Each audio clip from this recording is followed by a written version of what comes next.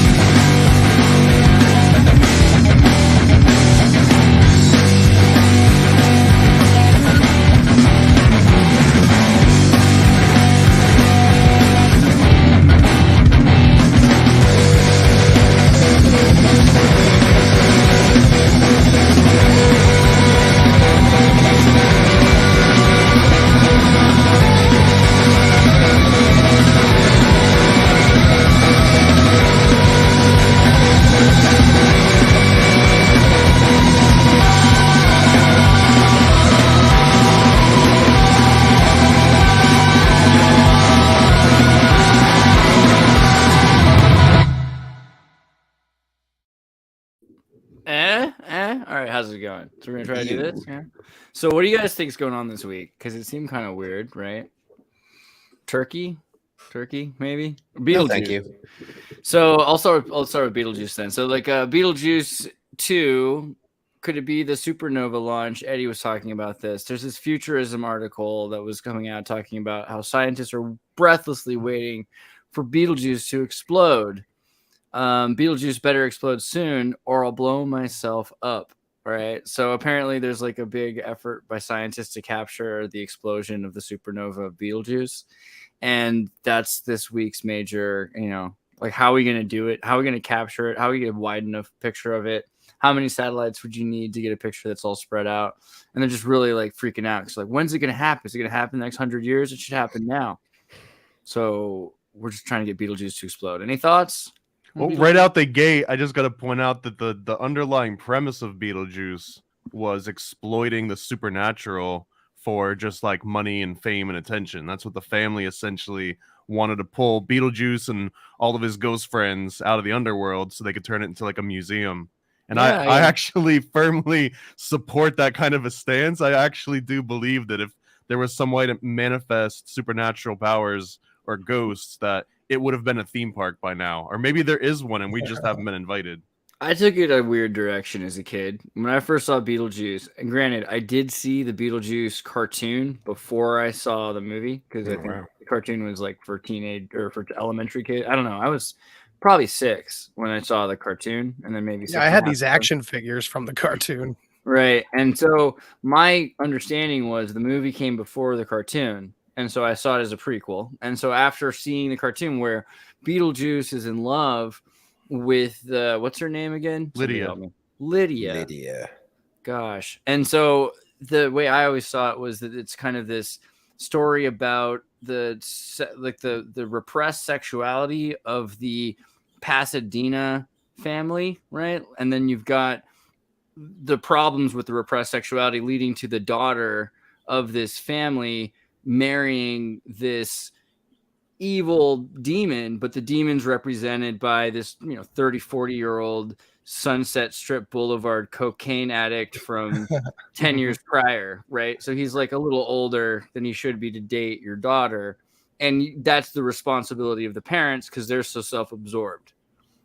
Yeah, I'd say if anything, maybe more of like a generational tale, with the parents being boomers and their embodiment of goodness being such a thin, false palimpsest that the daughter, I guess she would have been a Gen Xer, seeing their, this is good, we're being good, we're doing good things. To her, it's so boring and it's so empty. So she's like, let's check out evil because everything I've seen about good is totally fake.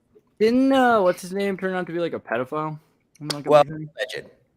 Right, honestly, I think there might even be 2 in this picture. You're going on looks. Well, first of all, one of them's just got red hair, so that's not fair. Not all redheads are redheads.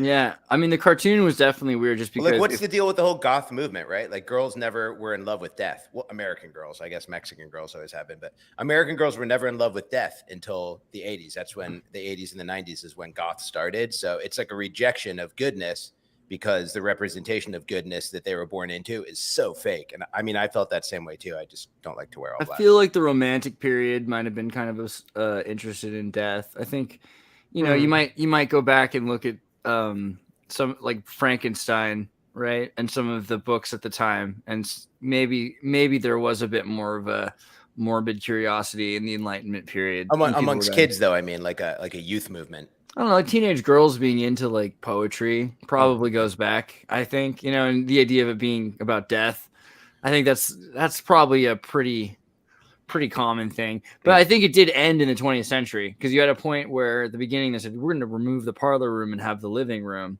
And maybe that left a void in people. And they're like, well, really, even though I'm living in Pasadena and everything's pastel, everything's still dark on the inside or something like that. Everything's still dark.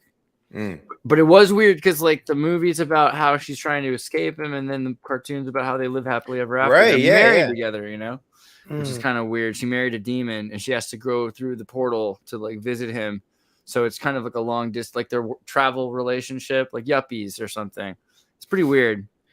Now, do we know? Do they have like a consummated relationship, or is it more just like they're like gal pals that love to like joke around with the sandworms and stuff? I mean, it is a kid's cartoon, but what did you get from that? That they're like really like. My inference was the wedding sequence, right? Like they're like somehow they got married in this movie. It didn't quite end exactly the way, she didn't have to go down with him, but she likes to go down there. She like chooses to go down to the Tartarus or whatever is going on. I don't know. Yeah. To maintain sanity, I've always had to separate the cartoon from the movie because they drastically kind of treated the characters in completely different ways. Like this was the nice, friendly Beetlejuice that you wanted to be your friend, whereas the movie you would never want to hang out with that Beetlejuice because he would turn into like a big snake with teeth and eat you. Did he have a character arc at the end? Did he have like a coming to God moment or something? I don't remember. No, he gets like trapped and eaten by the snake. Oh, so he demon doesn't learn thing. any lesson or anything. All right. But I don't think this guy did either. I don't think he's really that great. I think kids like being around mischievous characters is the point. And so they just kind of accentuated the fun that you would have hanging out with an eccentric character. But it doesn't mean he's not nefarious and evil and constantly manipulating everybody. And he's a bad husband who's making mistakes. Like, it's very honeymooners. Like, oh man, he spent all the money that we were. What's the saving. archetype? Is he like Puck?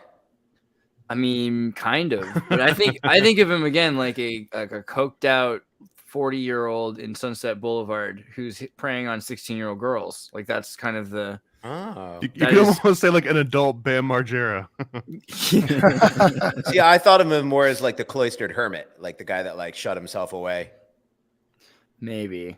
I don't know, because he's I always haven't out. seen this movie in like 30 years. So Yeah, he's out there. He's I think trying to he got shut away, but he never wanted to be shut away. Right. He wanted to go out and live life. Exactly. Mm. Yeah. And so that's kind of, it's interesting also. I forget if we talked about it last time, but this idea of there's another version of the story where Titans are trapped 1,000 years under the world and they're supposed to come out.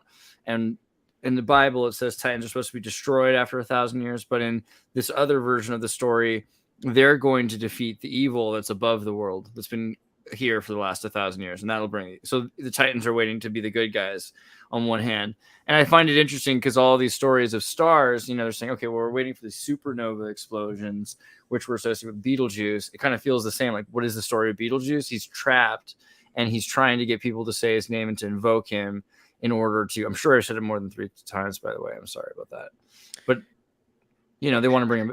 They want to invoke him. So just to be clear, astronomically, quote unquote, scientifically, this could happen anytime within the next 100 years, you said? So it's completely unclear when it happens. Right. Actually. Yeah, I mean, exactly. So my first question is, what are all the things that are not being talked about? Because this week in the news, NASA is doing something again. It's trying to decode a photograph from 5x5 pixels. That's my first question. And the other thing is, just like you said, what is the symbolic connotation? Why do they want this word around right now? Or this meme? Yeah, I mean, they're definitely getting people to say it throughout their day, right? Invoking it. And there's something weird about Beetlejuice, the idea that it's magical. What's the deal with what the rule was? Is there a certain amount of time that has to pass between the 3 sayings? Or if I said it once today, once tomorrow, and once the next day, does that count as saying it 3 times? I bet you that I think the idea of Beetlejuice is also just more importantly, they're trying to get you to the repetition. They're saying if people do it, if people are talking about it, it makes relevance to it. And people weren't talking about Beetlejuice before that movie, and all of a sudden it became a very huge symbol, right? Yeah. And it kind of just got people to say it at least 3 times. I don't know. Well, what's our track record with accurately predicting supernova explosions?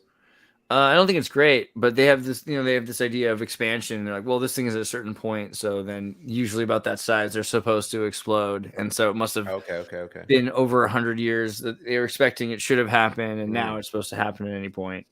I don't know. It seems. And you said they're going to try to collect the energy of the explosion? No, they want. Well, probably, but what they say is they want to record it. They want to be able to record it like perfectly to understand what happens and have the perfect metrics of it. So they want to be there for it, essentially.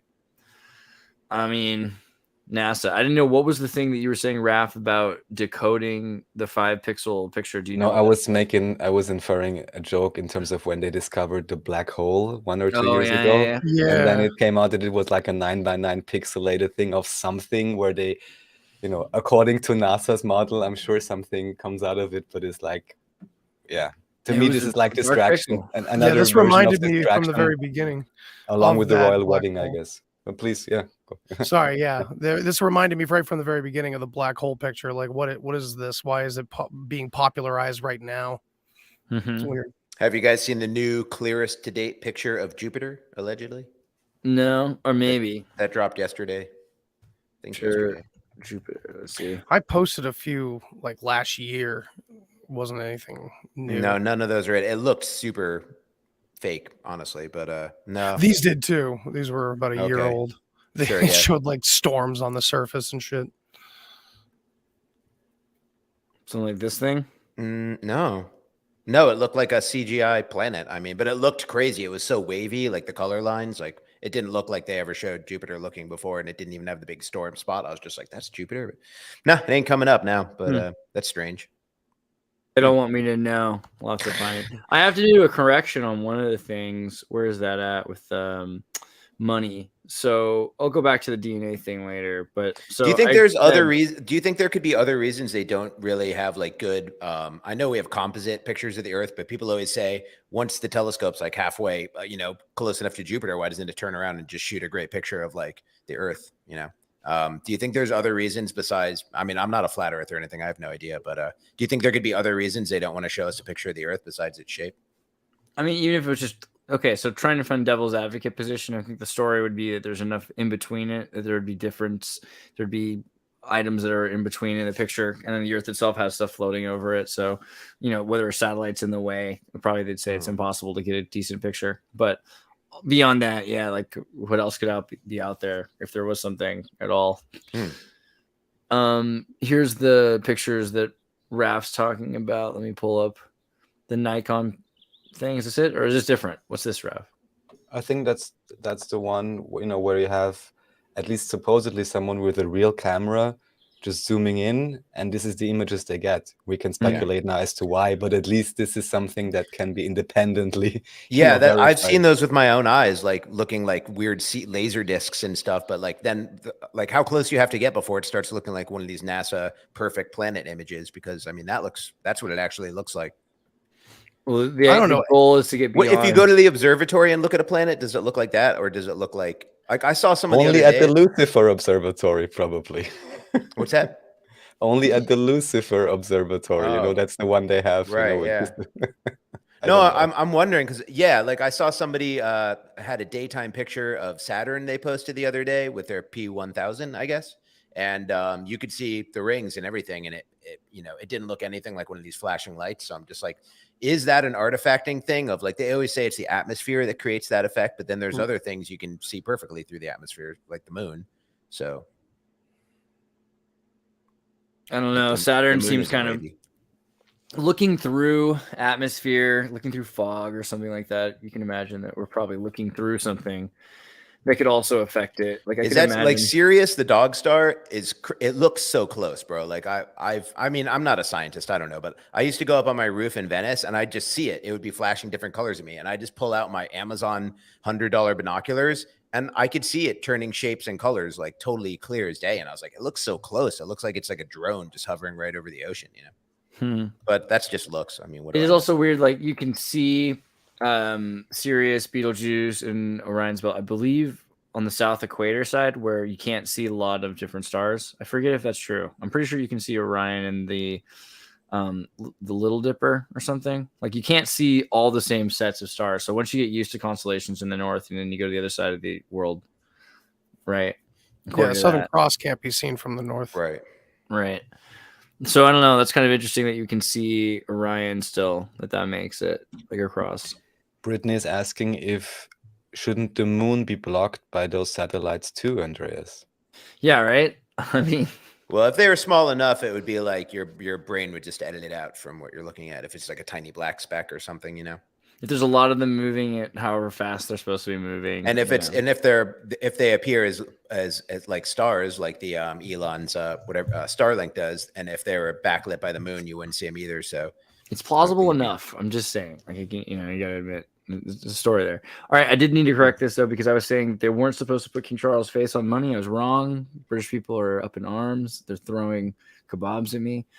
King Charles III's face does appear on money. Apparently, they said in December at some point they started putting a few bills out, but it's like Pokemon. You can't get them. They're very special. And then by mid 2024, they're supposed to be in circulation. They should put them on Bud Light. Well, so in that vein, Australia and Canada are not necessarily going to put his face on the bills. They're looking towards a more EU solution of removing the faces. Australia might do it, I think, and then Canada was looking at not. I thought it sounded like commemorative medallion, but we'll likely add legal tender soon as per tradition. It might take a while there, so we'll see. But no one I know has seen any British currency with the king's face. As far as I haven't seen it. Tell me when you see it. Please let me know. I'm not living in a British Commonwealth country, technically. But I'd like. You think though? How will they attach the monarch's face to when it goes to like a crypto dollar? So yeah, I'm very curious, but I feel like that's the NFT, right? So it'll be like that monkey coin. Yeah, I listened to Russell Brand talk for like an hour all about the details of the coronation and all this stuff I never knew because I don't really know much about the royals, but there's some weird little activities. Anointing with magical oil from the Holy Land.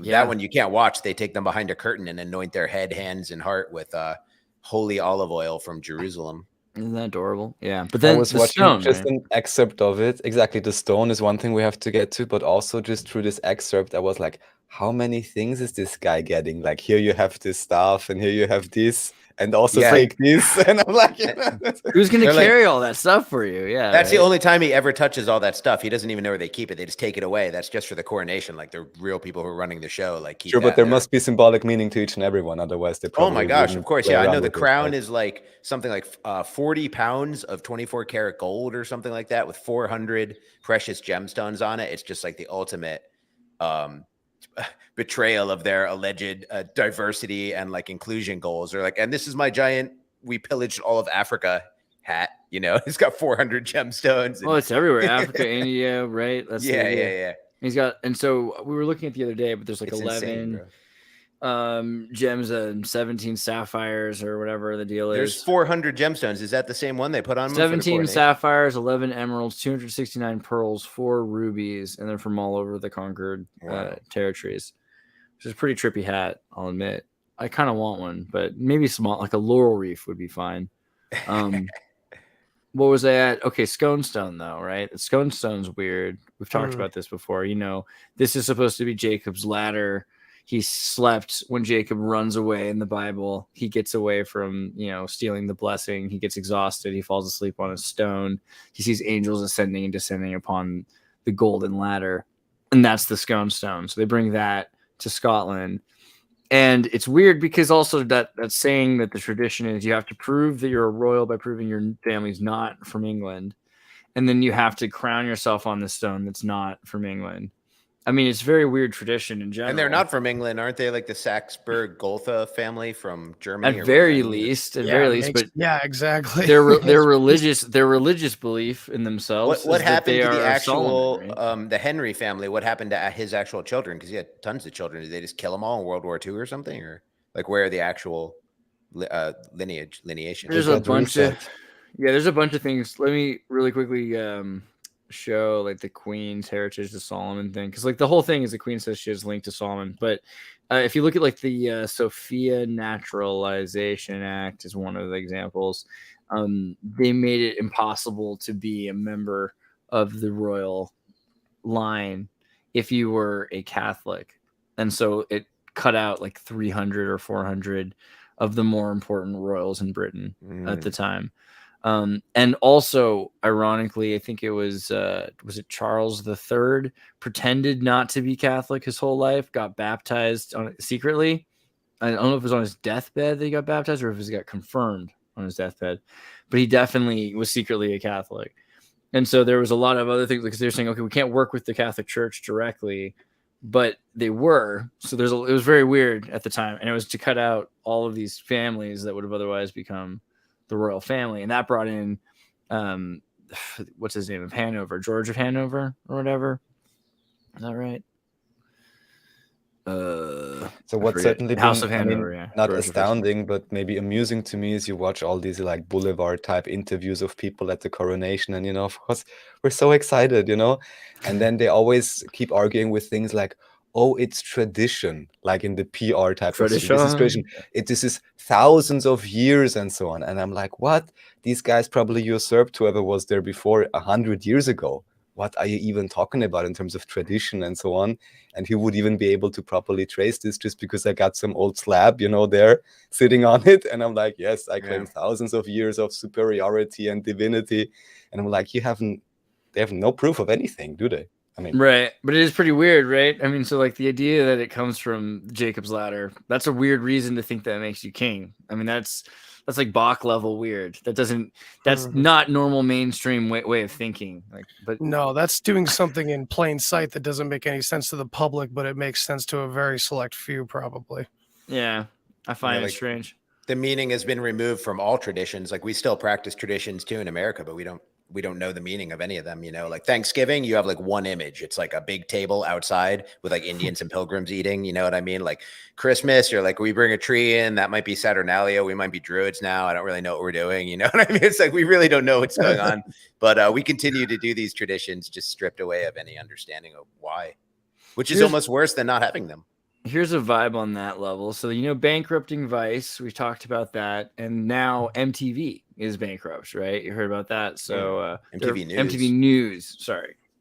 But still, that's like the CIA's that was their big thing besides like CNN. Was Kurt Loder CIA agent? I mean, are you kidding me?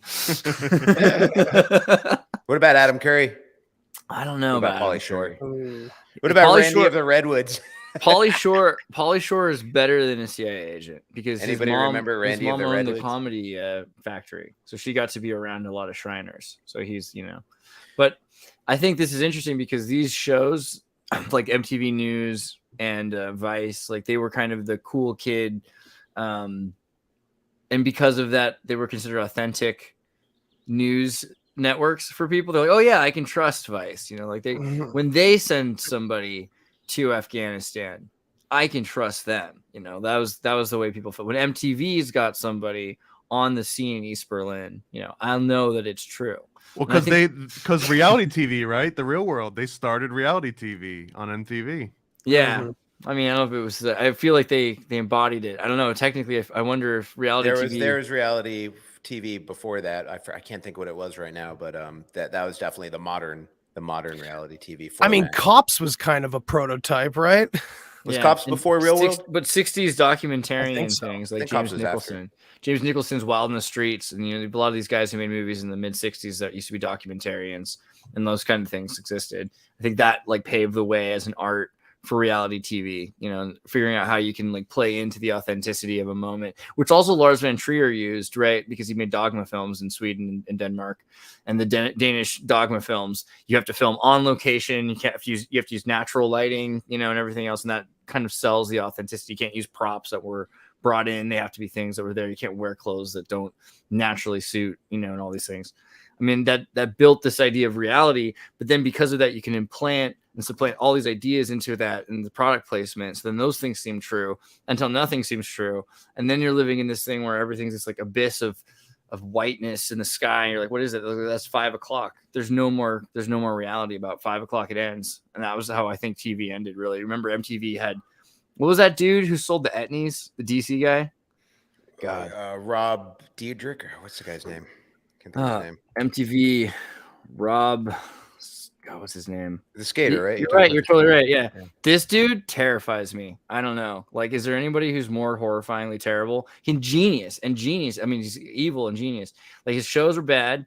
He completely took over MTV. He forced out every other piece of content they had. He replaced it with just 24, 48-hour reruns of himself, branding and product placement for his own shoes. The dude made billions of dollars and just walked away and destroyed MTV. I mean, is that not the most genius move? I don't know. Respect. Terrifies me, really. I don't know. But change up from skater, But what's going to happen now? I guess that was actually supposed to be a question. What's supposed to happen now for reality? Because they're getting rid of all these things. Fox losing all these things are being destroyed from that age. Even MTV and Vice. What are we left with? I think if people start making their own shows with any kind of budget on Twitter, I think that's a game changer more than Rumble. I think everyone does the CIA have like the net? Like they're like, we don't need MTV. We've got Lego. Well, yeah. Like, what is it? Like, but then you still have to explain if the content gets more truthery and hardcore. Is it just like are they just exposing their methods or whatever you call that, or is it another kind of reverse psychology propaganda or something like? I mean, we're talking about Tucker Carlson on Twitter, right? He's going to have a show on Twitter, and he's going to be way more shooting from the hip than he was on Fox, which was already really hardcore for American TV. Where's that bit? I've got that thing somewhere. Tucker. It's going to be super a huge change for how we consume media if it all moves to Twitter. I mean, it seems like Elon Musk is going to be able to create his X platform that's like everything on one platform. But Elon Musk says no deal has been signed with Tucker Carlson. He's just going on to Twitter, right? Which is interesting because he got anyone can do it. He cut his deal that he had. Right? Okay, so it's just the same deal as everyone else. Yeah, anyone can do it. Yeah, and I'm sure they do have some sort of a handshake arrangement. They don't have a contract, is what they don't have. I'm sure they have a deal. I mean, they spoke, and he ended up going on to Twitter, so they made some kind of a deal, but they just don't have a contract. I don't know, man. That seems kind of interesting. It's interesting to me that this wouldn't have happened without an Elon Musk Twitter. Like there would be no safe refuge for Tucker Carlson at Twitter under a Jack Dorsey or whatever, you know, the cabal was before Elon came and shook things up, I guess. Exactly. Yeah. Like name one other place on the internet that you think you would go to experience more reach and more freedom. You know, you'd go to Rumble for more freedom, but your reach would be, you know, Andreas asked that question about like where's the CIA's role in this. I think that if you think blue sky, look at how people self-censor themselves on like YouTube for the advertisers. Imagine there's a reality in which we do have a digital global currency and the CIA just says, hey, we're just going to airdrop tokens to anyone that's producing good content. But if you get this like nasty red flag on your account, you don't get any of those token drops. So now all of a sudden, because that's what the CIA, my opinion, does. It's like they look for cool things that they're interested in and they just funnel money into it and say, keep doing more of this thing that you're doing. Give me the research. Give us the heads up when you have some cool breakthrough so we get, you know, the first dibs on it. And I think that they can just like expand that so that they don't even have to know you personally. It's just like you get these token drops and then just the merit of other people finding you interesting means they give you more money. And the second you step out of line, you start talking about that truther stuff, bam, you don't get any more token drops. And it's a little bit different, but also very much the same as just regular old monetization. It's just taken to the very next level.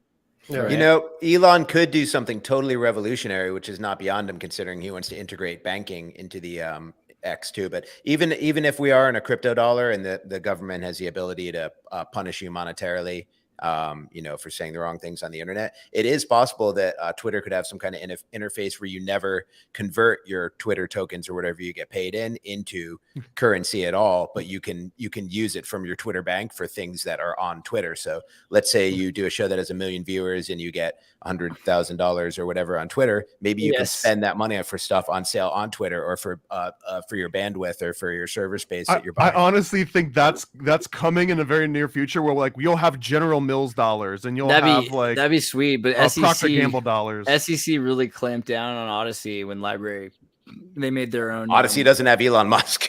True. But I don't know. I wonder about the SEC because they've been trying to really stop everyone from making their own currencies. And, you know, then again, that kind of plays into the Apple What's the definition of currency versus token? Right. What if you just have a ledger? That's what I mean. And like if you just have your money is in a Twitter bank and it's like, do you want to change it to PayPal and get crypto dollars? You're like, no, I'll just leave it on Twitter. But you can use it for things on Twitter. It's like reward points, right? Like technically your Visa reward points isn't currency, but it can be converted into currency. Right. So I'm thinking right away about advertising. That's something you wouldn't have to. You already have the money in Twitter tokens, you know, and you can put it into advertising. You can put it into bandwidth. You could upgrade your show to 4K uploading, or you know what I mean? Like there's tons of ways you can reinvest without ever leaving the platform. Apple did this. So Apple had, what was it, $1 trillion overseas, right? From 1997 to 2012, they made so much money that it was like a new kind of money. And so they had to have islands from the former Japanese economic crash that they bought, just like stockpile money like cocaine. And now they couldn't figure out like how we get the money back in the country. Well, really, why would you, right? Put the money everywhere else is the thing. And we got to the point where I don't know if this is the right name of it. This isn't the right bank, but Apple is doing, Apple is doing their own banking system now where they have a ledger system and they've got in $1 billion or $2 billion in deposits in 4 days. And they've got this money because they have all the money they already have as collateral around the world. So this is a way to deal with the fact that they weren't able to bring that money back into the United States without major taxes. And they've been trying for decades to try to get the government to say, okay, we won't tax you, because that would be crazy, right? To tax you. But that didn't quite work. And so now just becoming a bank, right? So that's another source for digital dollar around the world, especially in like South America where they still have to use the dollar so much. Is it technically a bank or a wallet? I wonder. I don't know if I totally understand it. New savings account product. I don't know exactly what it is. Somebody in the chat brought up a good point, which is airline miles, right? Like that's a fungible token basically that I can buy real world things with, or like credit card reward points, or there's a whole bunch of other examples of. So what is the principle there, or what's the precedent? What can the SEC crack down on or not? Why don't they crack down on Marlboro bucks? Because you buy the Marlboros, you smoked all the cigarettes, but now you have these bucks left, and you can buy real world products with them. You can get tire covers, you can get jackets, whatever. But at no point are you spending money. So in fact, savings account offered by the largest U.S. banks often pay 0.1 APY or less. Apple's new savings account offers 4.15 APY on deposits. For someone who has 10,000 in their account, this means there's 400 more in income compared with big bank saving accounts. So that's a big part of it. Also, is that the more that they have, the more they can do their crazy trading, and they're making huge amounts of interest on being able to invest with AI, right? So they know how to make money. That bottom paragraph on the screen, it says that Apple's not the bank itself; it's actually Goldman Sachs. That's what it says, right? The savings account, right. Apple's not becoming a bank; it's Goldman Sachs, same bank behind the credit card. There you go. So what did Apple actually make? Just an interface or an app or something? Or? Oh, I don't know. Apple's users, I'm sure they're connected, like they work together. Goldman Sachs probably also helped them deal with their money overseas, right? Who knows? Really interesting. Yeah, and the idea of like companies Also that read the were last in tech paragraph. Banks. It gives you 10 times the yield, and read what's written, the very last one, and read what's written in the brackets on the very bottom. Is this it? Further? Yeah, there. There's no catch. There's no catch. There's certainly no catch. Yeah, but There's it's probably certainly no what you catch. said. They know what to invest in. Who knows what kind of technology in the background, which yields a lot more than 4% APY, whatever this may be. That seems like the point. They figured out, and this is going to be a major, AI banking investments. This is already kind of triggering the AI sector because ChatGPT knows what things are successful. If it has access to the internet, it knows what's going on right now, and it can make pretty shrewd investment based on what kind of investments have been made in the past. So it says, okay, when things are at this level, you should sell, and you should risk it up to about that point, and then you should buy. And it's, people were paying for scripts that they could use to, 10 years ago to buy and sell Bitcoin. And now this stuff is just ubiquitous. It's everywhere. But the difference is that those scripts were more or less decentralized, where you could run it on your own in your own little platform, and no one knew. But with ChatGPT, if everyone's going to ChatGPT, that's what I'm get thinking. The advice. Now they have this like central brain trust. They know what everyone wants, so they can actually manipulate what they want. Forget Jim Cramer if you want to short sell someone's stock. If ChatGPT is like, well, I've just, with no bias, searched the entire internet and all the information in history, and I tell you sell. And then, like you said, everyone's on ChatGPT, and then your company's out of business the next day. Google Maps is expanding itself into routes, and it's kind of a crazy thing because you think about how people travel and they use the same software to navigate. So if everyone's using the same path, then it creates more traffic. So Google has to navigate people through different paths in order to make sure that not everyone's on the same path. So it's figuring out who's going where, and it's deciding which path it wants you to take. And it's probably starting to figure out if that's based on the importance of what you're doing, right? So all of a sudden they're like, well, you should probably take the back road because this guy's a doctor or something. I mean, all of it is starting to happen immediately. And people are saying, well, this is really important because this person's an emergency response worker. They need to get to the road first, which will replace sirens, right? Because people just don't know where they're going anymore. I think that's scary. Yeah, it's like a residential neighborhood wrecker too, because then all of a sudden you've got your little suburban street becomes like an offlow from the highway or something. That's where I live, on one of those streets. Yeah. You can. I was in Venice, and like every start street diverting the traffic, and I wonder too, how long or far away are we from a cop pulling you over and saying, "Hey, you're not on your suggested You're not route." following GPS. I never. Yeah, thought like of that. I know That's you're crazy. on your way home, but you're taking like the important person. I feel like route. they'll skip that step because it'd be way easier just to send you a fine for taking the more CO2 Just taxing road. skip all those steps, and they'll just roll it out with driverless vehicles once that's compulsory. You know, all that will be taken care of. I mean, that's soon. It's like Minority Report. We're jumping from car to car. Oh, Yeah. Yeah, dude. I mean, that's a city life with the Ubers. I mean, okay, so it also Tucker Carlson. The reason he was fired, I think we've all heard this, but we've also suspected it was about Dominion. I think, right? We kind of thought that was the most likely thing, and it looks like that's what's really going on. That Fox had to lose him as part of their settlement with Dominion because he said that their machines were awry or something like that. He actually never did. He was the most supportive. He was the most anti-Sidney Powell's lawsuit against Dominion. If anyone on Fox, it's Hannity that was the one that was buying into all that. There was a CIA gunfight in Germany at a server bank and all that stuff. That was Sean Hannity who was doing all the QAnon stuff. And Tucker was like, I invite Sidney Powell on any time because I think she's crazy. Where's your evidence? You're making crazy assertions. Then we had his leaked text messages where he's like, I hate that C word, you know, and just was really going off on her. So he called BS on this from the beginning, and he actually got a ton of heat of it from Trump supporters. Were like, oh, Tucker sold out. He's with the CIA now and everything, you know. So it's interesting that that Dominion, I mean, who's Dominion? Did they have a parent company? Is it BlackRock, or I mean, who owns Dominion? I mean, I'm sure BlackRock, some right? fraction of the large fraction. So probably it's whoever owns Dominion is the one that has the beef with Tucker over like housing trends and like cultural trends, which is like what he mostly goes on about, you know. Fact check looks good. 45.7 million shares of Fox at very least. That's something there. Also RFK Jr.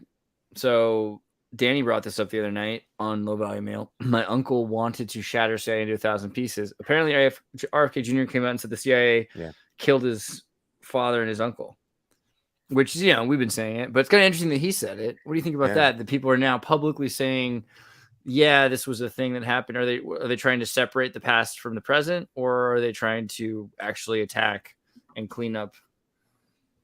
We shouldn't be too cynical to believe that everybody is an actor. You know what I mean? So Ron Paul went on Tim Cast and he said that too. He said the real coup is in 1963 when the CIA killed the president. So yeah, it is nice. I just feel like they're comfortable with coming out with certain parts of it now. It seems like, you know, once you get a certain foothold, you can kind of release the shit that's not going to get you in trouble anymore. Well, if he's a free person, he could say anything he wants anytime. I mean, are you saying that RFK, well, that too. You think he's sure? He's well, like I mean, he's not in trouble for saying it. You know, like I don't think there's gonna like these things are more normalized now. You know, Tucker was talking. It's a big news story on Fox News and everything.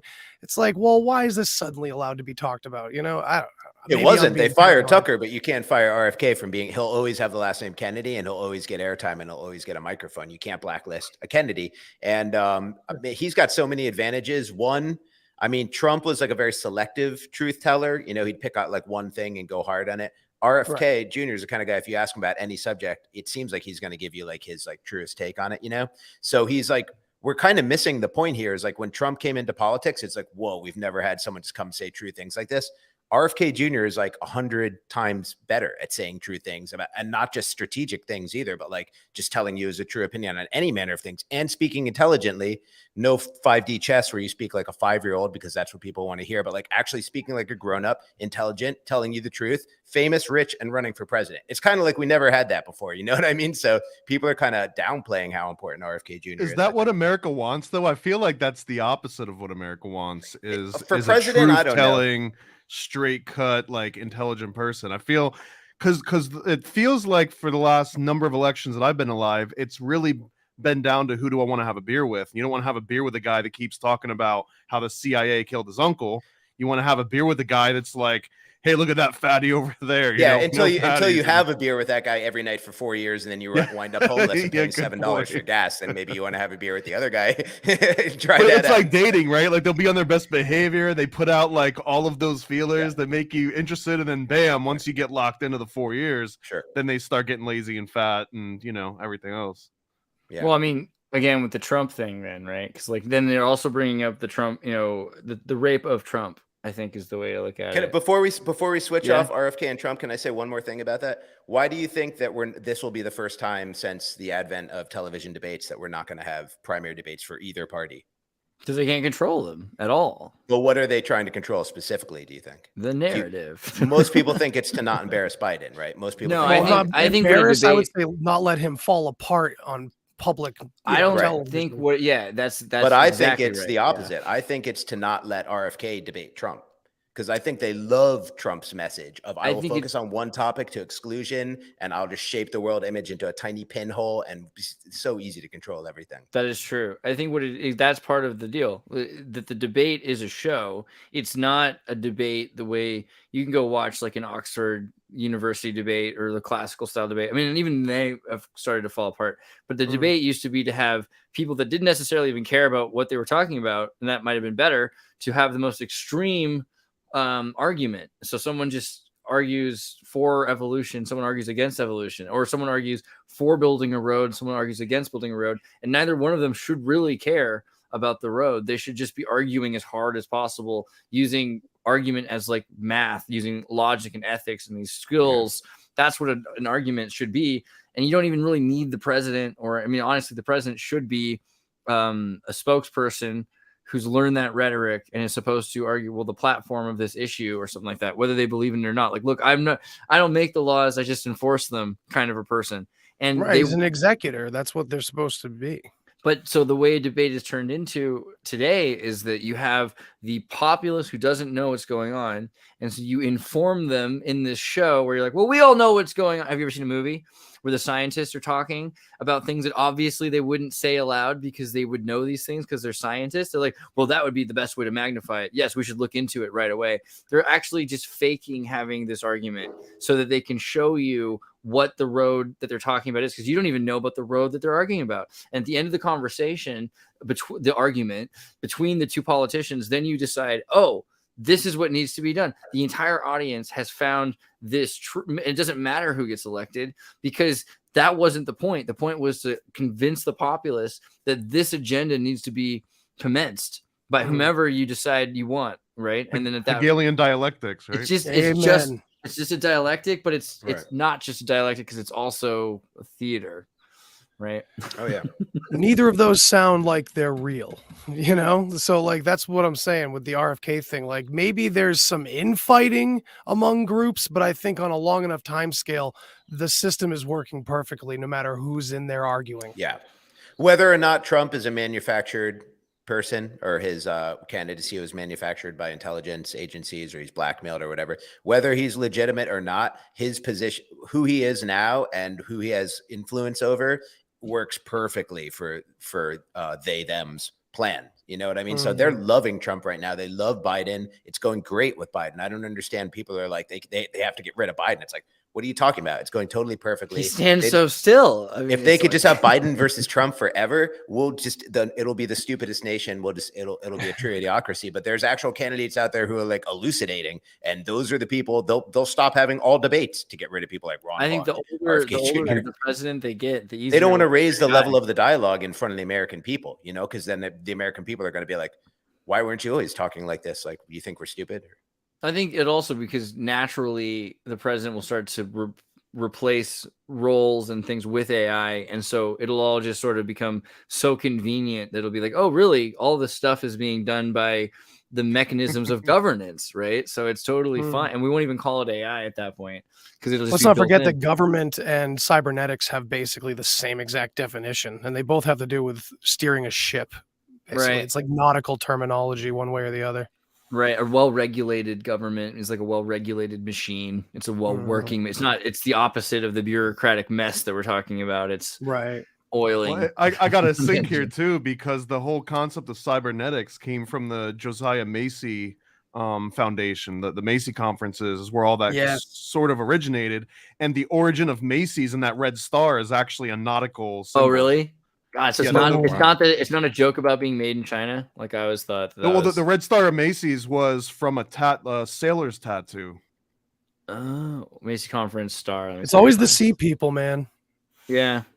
Well, sea and intelligence. I mean, the Navy, I think, has always had sort of like a monopoly on intelligence, because it is the largest vast, you know, space on this planet. And even if you don't believe in outer space, right, if you think it's fake, you still have to believe in deep sea. So Right. let's say if you counted that one out, well, now all of a sudden the Navy has complete dominion over the largest sort of unknown on our planet. Right. Admiralty Absolutely. law. God, the Admiralty law. And also, yeah, just the Navy in general, just controlling everything. Paranoid American, you made some pretty cool AI art. I wanted to go back to that. Where's that at? Oh, here's one. So he's been training AI on the faces of people. Oh, like so Frank I Zappa. like showing the very early one. Like you can see, this is trading gets step better. 600. It gets great around like 8,000, and then there's some really unbelievable magic that happens around step 14,000. But the very first under 1,000 always have these like really strange, where like you can tell what it's trying to do, but it's still off. But like the like, you know, our human brain and eyes can see what it's trying to go for. It's like a kid learning to paint, you know, it's beautiful. God. Yeah. So what, I mean, what's this? Stable diffusion did- textual. You're doing Elizabeth Holmes even? I already did, yeah. She looks great actually. The Wow. one on the left looks good. So, I mean, do you feel like, are you kind of scared that when we all end up in the Netherverse that you created all the face like this? You're training the AI. you volunteered this, you know what I mean? Like you put this into our ghost future.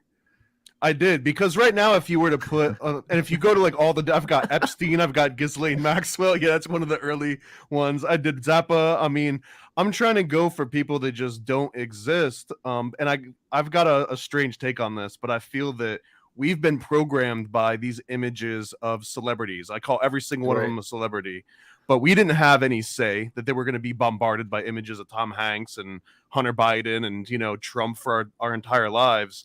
So it almost feels like their entire characteristics and personality is public domain. It's been used against us for so long, and all of the nostalgia and all the movies and the cartoons we've watched. So I feel completely in the right to take all of that information, that programming, and turn it back out against the world and create, you know, like American revolutionary Hunter Biden, for example. I think I don't know. I think that juxtaposition is worth being put out there. Fury. I mean, we just have to make sure we balance it out. I gotta send you some pictures of us, you know, and we'll make sure that we're in the Netherverse immortal future as well. I think that's important. Yeah, etch my name into stone. Also, oh my God, everything open at once. Mark Zuckerberg complete in my first jiu-jitsu tournament and won some medals for the Guerrilla Jiu-Jitsu team. He's a human. I mean, kind of. I mean, this is community standards, and this is my post. That's how I feel. I just got back on them. Someone out there is going to be able to say that they got their ass personally beaten by Mark Zuckerberg before his AI robots like decimated their family. That's a beautiful thing, I think, you know. DNA project gives scientists diverse genome comparison. So I've been saying this is a problem for years, that we kind of rely on one genome, and they finally took a racist turn, and that was the way to get it taken care of. They're like, oh, actually, you know, I mean, look at this. University of Santa Cruz, we need a really good understanding of the variations and differences between human beings. Where is it? It's like the word white. Is white going to show up? Basically, it's a white Caucasian. Anything? White male Caucasian. They were all upset. They're like, we got one dude's DNA, and everybody else's DNA is sort of, we're like guessing from the exome, but we didn't really sequence the genome. And so if we just had more genomes, we would know the subtle differences. And everyone's like, but aren't we all the same? And so for a long time, political science taught that we have the same genome up till our exome, but it's obviously not true. And it's medically necessary to find out about the differences in our genomes. But that also means perhaps hominids or other things we have gene flow in our past, and that's the thing that they've been really trying to hide for a long time. Denisovan, Neanderthal, etc. Hasn't there been a quite coordinated effort recently to collect a huge amount of these potential samples? Right, exactly. They've got it, and for free from all over the world. And people basically, you know, they volunteer to get like a little tiny bit of data for 23andMe, and then they have all this data. Well, not just free, but they're paying for it. Yeah. Right. Well, I mean, so yeah. So let's say you give your DNA to 23andMe, and they charge you $100? Is that how that works? Do they charge you money still? Yeah, you pay them money to do That's the hilarious. service, right? Oh my Yes. god. Right. They have It also- wouldn't seem like a normal product transaction if they did it another way. You know? They should give you $100 for like what they're doing. Oh my god. That's But hilarious. see that, so this is where like that interesting aspect of like influence and just sort of salesmanship comes in, where if I pay you $200 to submit your DNA, you're suspicious. But if I tell you you have to pay me $200, I'm asserting myself as an authority, and therefore you kind of like trust it more than if I were giving you the money. It's I'm giving you a discount, right? Yeah, dude. It's like when you raise the price on the little knickknack that costs you 5 cents. If you charge $20, people will buy more of them than if you charge it for $1 a piece, because there's this implied value behind it. $100. Yep. That's crazy. Yeah. So as you start to look into the DNA, though, you start to find that there is a lot of things that are similar, but it's not actually the same. And we're even wondering more and more, like, how small is that core? Because the idea that we have sort of a shell genome that's identical, even that's starting to be questioned. The idea that Denisovans, for instance, a lot of the time we talk about monkeys coming first, and then there's gorillas. It's the opposite. Gorillas are first. So these giant gorillas, and they're bipedal.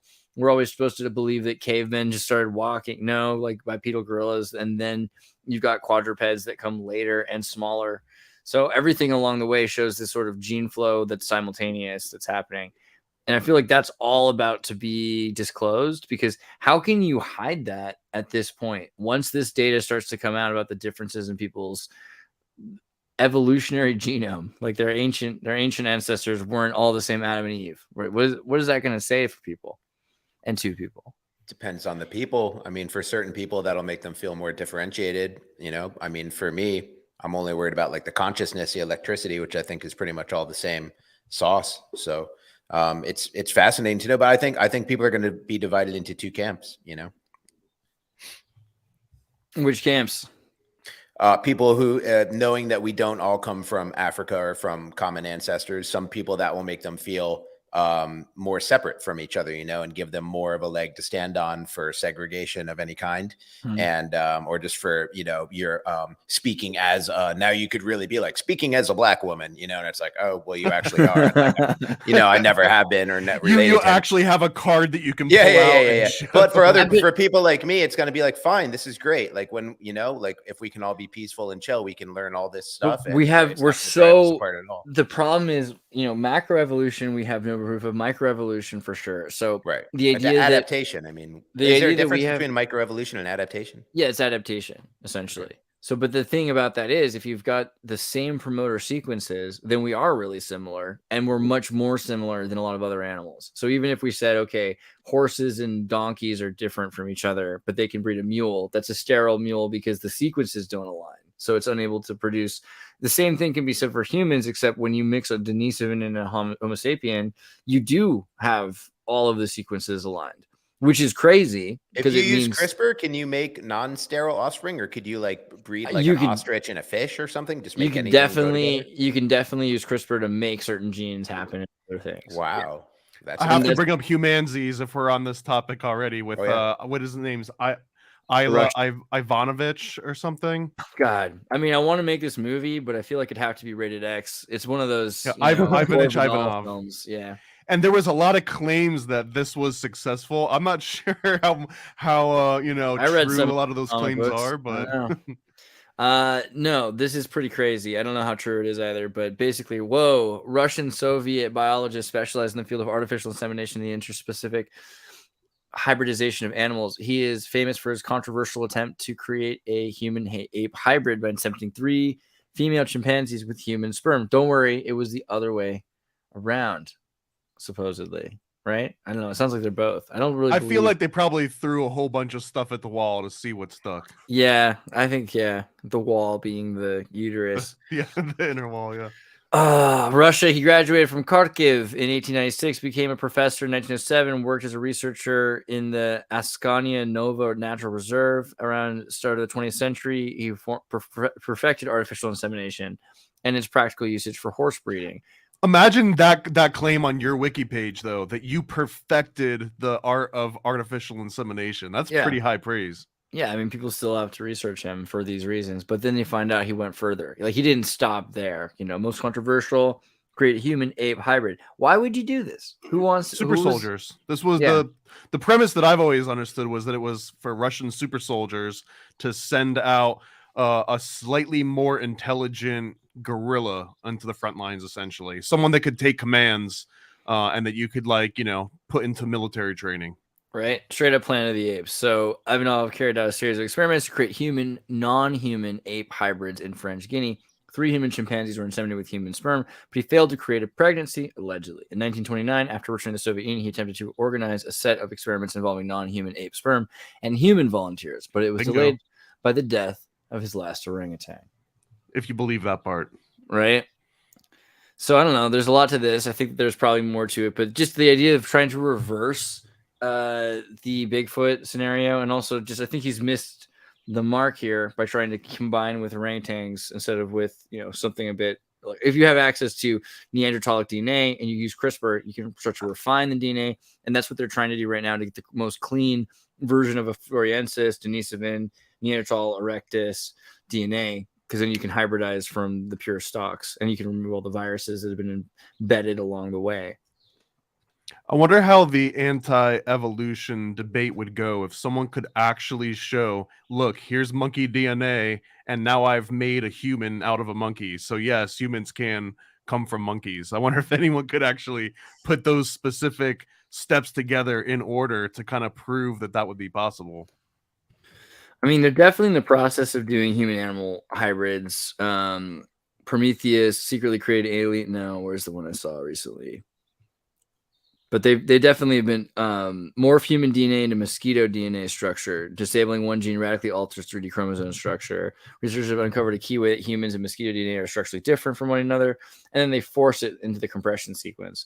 So, I mean, they're doing it. They're in the process of trying to figure. I mean, so imagine then you've got an insectoid with human DNA. Where could that go? That sounds pretty fun. Well, and I think too, what happens when you can just load all of the core materials into a machine and just let AI do all of the combinations, so that way it takes the ethical aspect out of your hands. It's like, I'm not the one that just crossed human DNA with butterfly DNA and created this mutant. That was ChatGPT's fault. Do you have Genome Compiler? You should get Genome Compiler. I think that would be a useful program to play with. So I had BioTwist back when it was earlier, but now I think it's just way more advanced because it scrapes so much data on different sequences and in CAD file, promoter CAD files. So you're able to actually take DNA, rearrange it, take a code from one that you can index what they're doing for a lot of these things and move them into other codes. And you can send this off to have it actually made, or, just look at a virtualization of it. Genome Compiler is wild. Also, I was about to cancel my subscription to Google Colab, which lets you use their servers. So you can just cloud run their giant servers to do code. But then they're like, please don't go. We're about to introduce these new features, AI-assisted code completions with both single and multi-line suggestions, generating code from natural language, allowing you to prompt Google's advanced code models to generate code to insert into the notebook. So I think I'm going to keep it for another month because I really do want to... FYI, they have been sending shutdown notices and account suspensions to people running Stable Diffusion in Colab, which was completely copacetic just a month or two ago. But I believe that just the explosion in popularity, they're kind of like turning that key off. It's like, well, if we can just get rid of all the Stable Diffusion users, then it opens up Colab. It's sort of that Google routes, right? It's like, we want the doctors to be able to have access to our virtualized GPUs and not people just making, hentai. Dang it. Sorry, I didn't mean to throw a wrench in your hentai gears there. Oh, but they're doing pretty well. I mean, it makes sense because, you got a kid in India who's using his phone to attach to a giant Google server so he can write some new line of code. I want him to have access to it. But, yeah, pretty brutal. Got to use your own GTX. Neanderthals, is this one too racist? Long and broad noses on modern humans were inherited from Neanderthals. This is kind of interesting to me because it also gets back into this idea of the hominid thing, that we're all coming from different kinds of hominids. And for a month ago, I couldn't imagine seeing an article like this, but all of a sudden they're starting to talk about the genome subtlety differences between people. And they're saying, actually, this is actually a great thing. Long dismissed as being brutish, or for being brutish, our ancestors we share more with Neanderthals than we think. and it's super awesome, and you should have pride in it. I mean, this is, I think they're modeling for the future for people to accept the idea that we're all coming from different kinds of hominids, right? Yeah, it's very possible. What do you think is going to happen? I mean, do you think it's more likely that they're going to continue to tell people that we're all the same, or is this information going to have to be put out there for people in some way that's digestible? This might be used as like to further a race war, in my opinion. Even though everyone's got the same promoter sequences and are technically from something that's the same.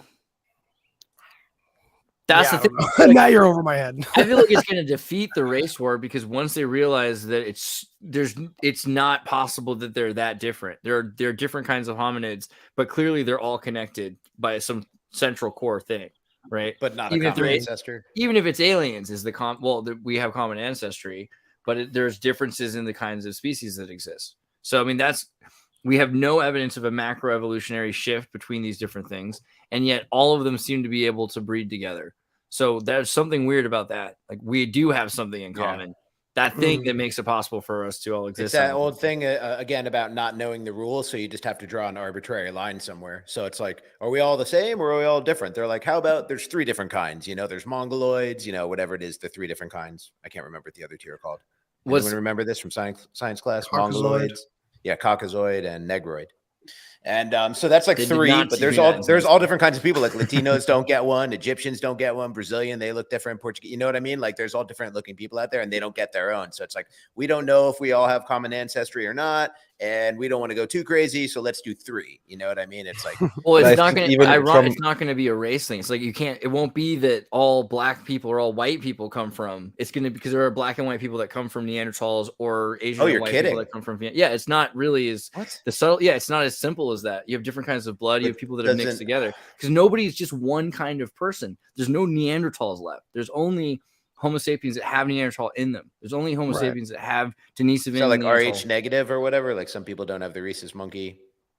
Right. There are people that don't have Neanderthal. Right. There are people that are only Homo sapiens sapien. Right.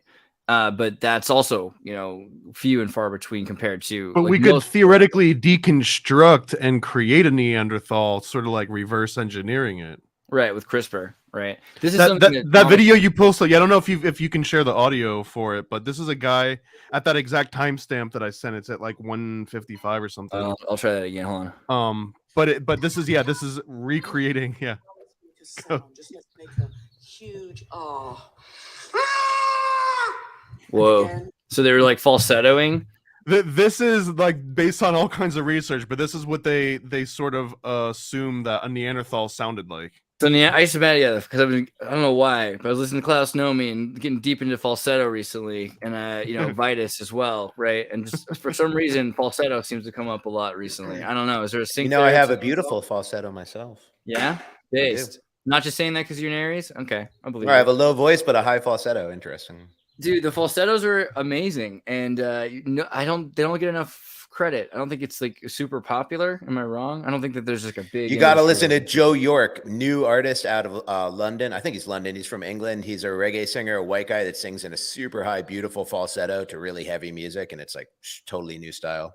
If you love falsetto, you'll love it. You're gonna have to help me find this Joe York. Stand High Patrol. Is this it? Nah, just go on Spotify or whatever music platform, and he owns his name. I'll save it. Jade Discs. What was the one I saw? There's another good one. Breakthroughs. Okay, in that line, people of Americas find a female lineage from China. I was talking to Eddie about this from Taiwan, but just the idea that there is a lot of the Western Hemisphere connection to across the strait to Asia. So it's more like an Asia America than just a Eurasia, because at some point things were closer and they were tied together. Complicated ancestry tracing lineage has been believed that ancient Siberians who crossed over the land bridge in the Bering Strait linked modern Russia and Alaska were the sole ancestors of Native Americans. This accepted wisdom is now being challenged in many ways thanks to newer scientific studies. Like this, new science heavily points towards multiple waves of human migration from various points of Eurasia and to the Americas, right? So across the top, and then also perhaps there were boats, but the idea that there's just an ice bridge to Alaska and then going south. The two migrations, one 19,000, one 26,000 years ago, which again is just glacial maximum point, whenever that actually is, but just it's tied to the glacial maximum. That there's one migration and then there's a second one that happens after that glacial migration. So two groups of people, one that's probably Siberian and tied to the Denisovan or the Neanderthal, and the other group which is tied to the Furiensis and to Homo sapiens in Asia, which is kind of interesting. Not necessarily that they're that different because they might have interbred before this, but it's who's to say at that point, because then you have different kinds of humans that are interacting, and at that point they are thinking they're very different from each other.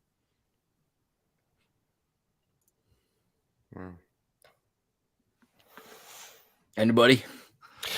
I don't know. I see a lot of admixture talk getting suppressed usually, or people explaining it away as like racist. That maybe I'm not understanding it properly or something, but it seems like a lot of what is being discovered with DNA is being like suppressed, and they want to maintain this out of Africa theory at all costs, it sounds like. I did see something about that. Where was that? Someone was talking about the that show, the Graham Hancock show. Oh yeah. Ancient apocalypse, ancient fear porn. Lost City of Atlantis rises again to fuel a dangerous myth, and they're really so they're trying to articulate this as clear as possible now. Millions have watched Netflix Ancient Apocalypse, which is just the latest interpretation of an enduring tale. Dangerous. But in its appeal to, quote, race science, it's more than merely controversial. So this is really interesting because it never occurred to me, and then we had to look it up, and this has been something we laughed about, but they're taking it and they're pushing it still, this idea that it's a race science thing, but also just the idea that it has anything to do with supremacy, right? Because they're not really saying that any one group of people have supremacy. It's the idea that we're all the offspring of an ancient people that were awesome, maybe supreme, but not, maybe giants have heart problems and die young. Who's to say? Or we come from psychic dwarves. Maybe the psychic dwarves were way cooler than the giants. I don't know. Like the whole idea that this is racism. Do you think that if you give any organism ample time to evolve or adapt or whatever, change, that everything becomes like a bipedal sort of similar thing, like everything's moving towards like gray alien? Even if you start off as a monkey or a fish or a cow or whatever, if you discover the knowledge of the fruit of the tree of knowledge, and all of a sudden you start developing technology and being able to keep fire lit and stuff like that, like even if you're a hippo, do you end up a bipedal hippo? Like, is everyone moving in the same direction regardless of what you started as? Aren't most kinds of life insectoid? So I feel like aren't we all mostly moving towards? Well, I'm talking about like the Egyptian pantheon, with like each one having a different animal head. Like that to me always either that like kind of gives you two different ideas of like a devolution or like an evolution, that like you can start off as a bee or whatever, but if you discover this, the Promethean spark and start having philosophical thoughts and developing technology, you end up walking around on two legs with two arms and like a bee looking head, or bee-esque features. There's a book from 1906 from Max Heindel called the Cosmoconception. It's like a Rosicrucian sort of book, and I don't know if I agree with this one, but it's a really interesting concept because he makes an argument that it's not that like a dog is going to become an actual human at some point, but they will, according to that book, they will reach that same type of consciousness that humans have now, but they might reach it in their little dog body, so they don't necessarily lose all of their fur and become bipedal and start walking around. But that I don't buy it. Well, there's this concept dogs are going to start narrowing themselves. What is that a wild animal has sort of like a collective consciousness with all wild animals of that species, but any kind of domesticated animal that's been closely tied to humans, it's almost like there's this conscious osmosis that like the human mindset kind of rubs off on domesticated animals. That's why your dog starts to actually act more like a human. It could be the human mindset. It could also just be prosperity and peace, and not having to fight for your next meal, and not to get killed while you're sleeping that night. Just like a little time to chill out and catch your breath, and everything starts all of a sudden becoming maybe. Or I could say we're just I think that could be the same thing, right? That can kind of be the same thing. That peace and prosperity gives you room for consciousness to like stretch out. Yeah, room for generosity. I would say there's no room for generosity in the animal kingdom. It doesn't seem. Crabification So Popular Mechanics article from years ago, but they're like, hey, what's up with all this crabification? It seems weird that so many things seem to become crabs that have no common ancestry. That's It's just interesting. Because I wanted to also mention the flip side of just as an idea. I'm not suggesting this is a theory, but devolution, where everything started off as a highly evolved species, like an Egyptian god with literally like dog features, and then just through devolution and losing control of your intellect and your senses and technology, you devolve to you're actually walking on all fours and eating off the ground like a dog. It's just an idea. I mean, neither one's a theory. It's just everyone always thinks about like going like, what are we becoming? But it's like maybe we started as something better and now we're turning into monkeys, like going the wrong or direction. decapods. I mean, that tracks with the fact that like the deeper we dig, the more sophisticated artifacts we find and the more sophisticated building techniques we find too. It could be like a cycle, like a breath, where you become gray aliens and you go right back down to crabs. Crabification is real. I mean, Crab people. crab people. It's my big fear. Love crabs. How about the jade discs, the ancient wonder of Chinese technology? People used to wear jade discs around their necks, like life dog tags, basically. And the ancient Chinese or Tartarians had these statues of like Nephilim, these huge, elongated green jade characters that were made. But also, they are shown wearing jade discs. And so the question is, were jade discs that we've seen for the last 1,000 years based on older jade discs, which were used for something?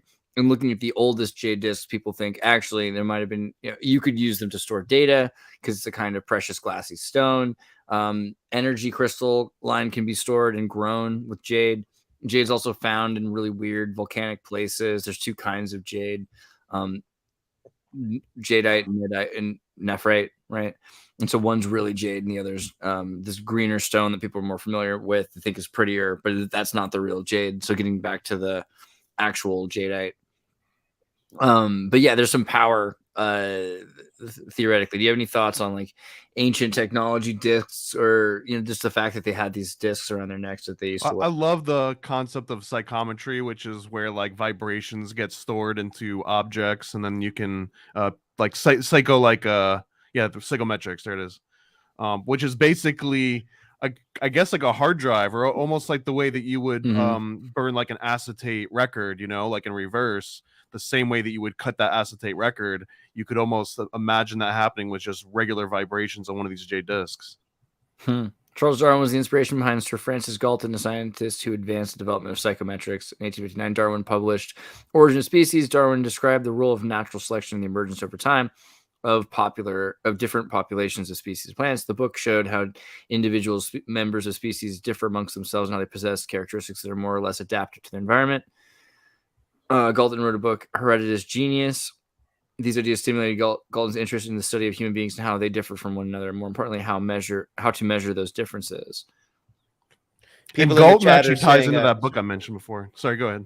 People in the chat are saying they're called Dropa stones or Dropa stones, the jade discs. Dropa stones. Yeah. A couple people said that in the chat.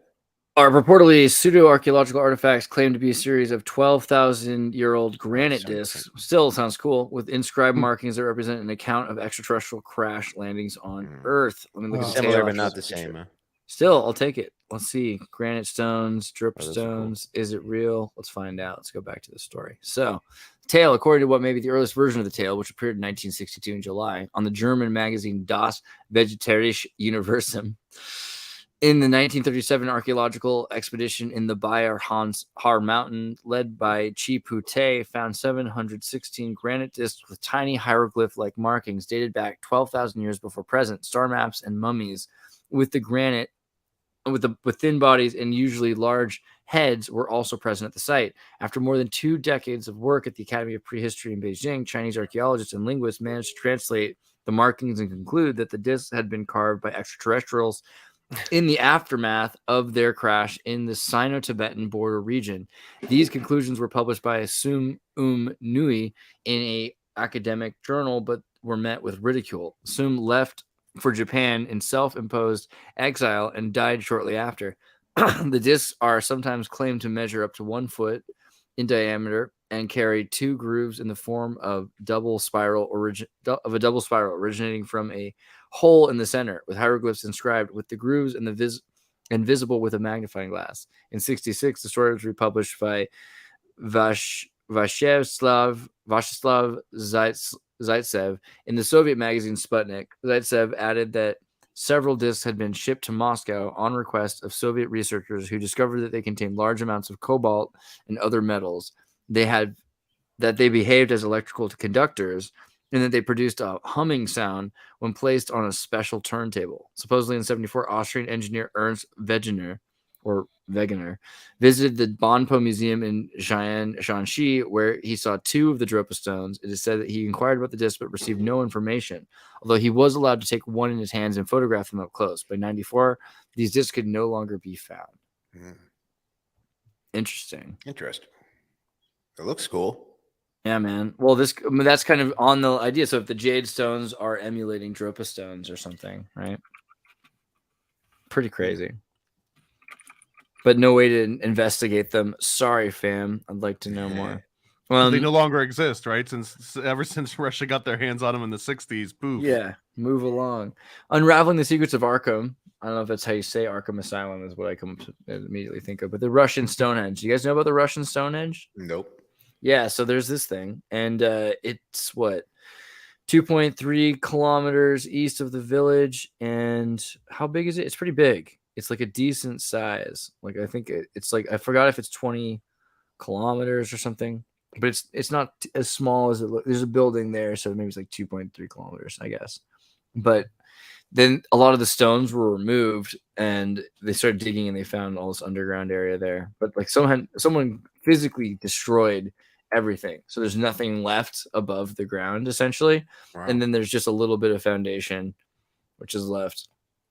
It used to be, hyper advanced, had all this technology. Up here in the steppes. It's amazing. Man, I wish we had a more connection to man-made structures like that, and less of like skyscrapers and cities. Yeah, they're spiraling. It's right. It just seems like more awesome. Practical in a lot of ways too. It just looks nicer. I mean, And where is like this supposed the to be? new Apple, the Apple campus. It's no? an Apple logo, totally. And this is up in the steppe. Pac-Man. Yeah, it's the Ural Mountains, right? Stupid robot. I had a feeling. In the southern. This runs into their narrative of like ancient aliens. They love this narrative, but we know who else originated in the steppe were the Indo-Europeans. Right. Yeah. So I mean, that's a good point. Their story is usually that aliens somehow contacted them, but this is more like they have sacred architecture, that maybe they're the people that were talking to people from the sky or something like that.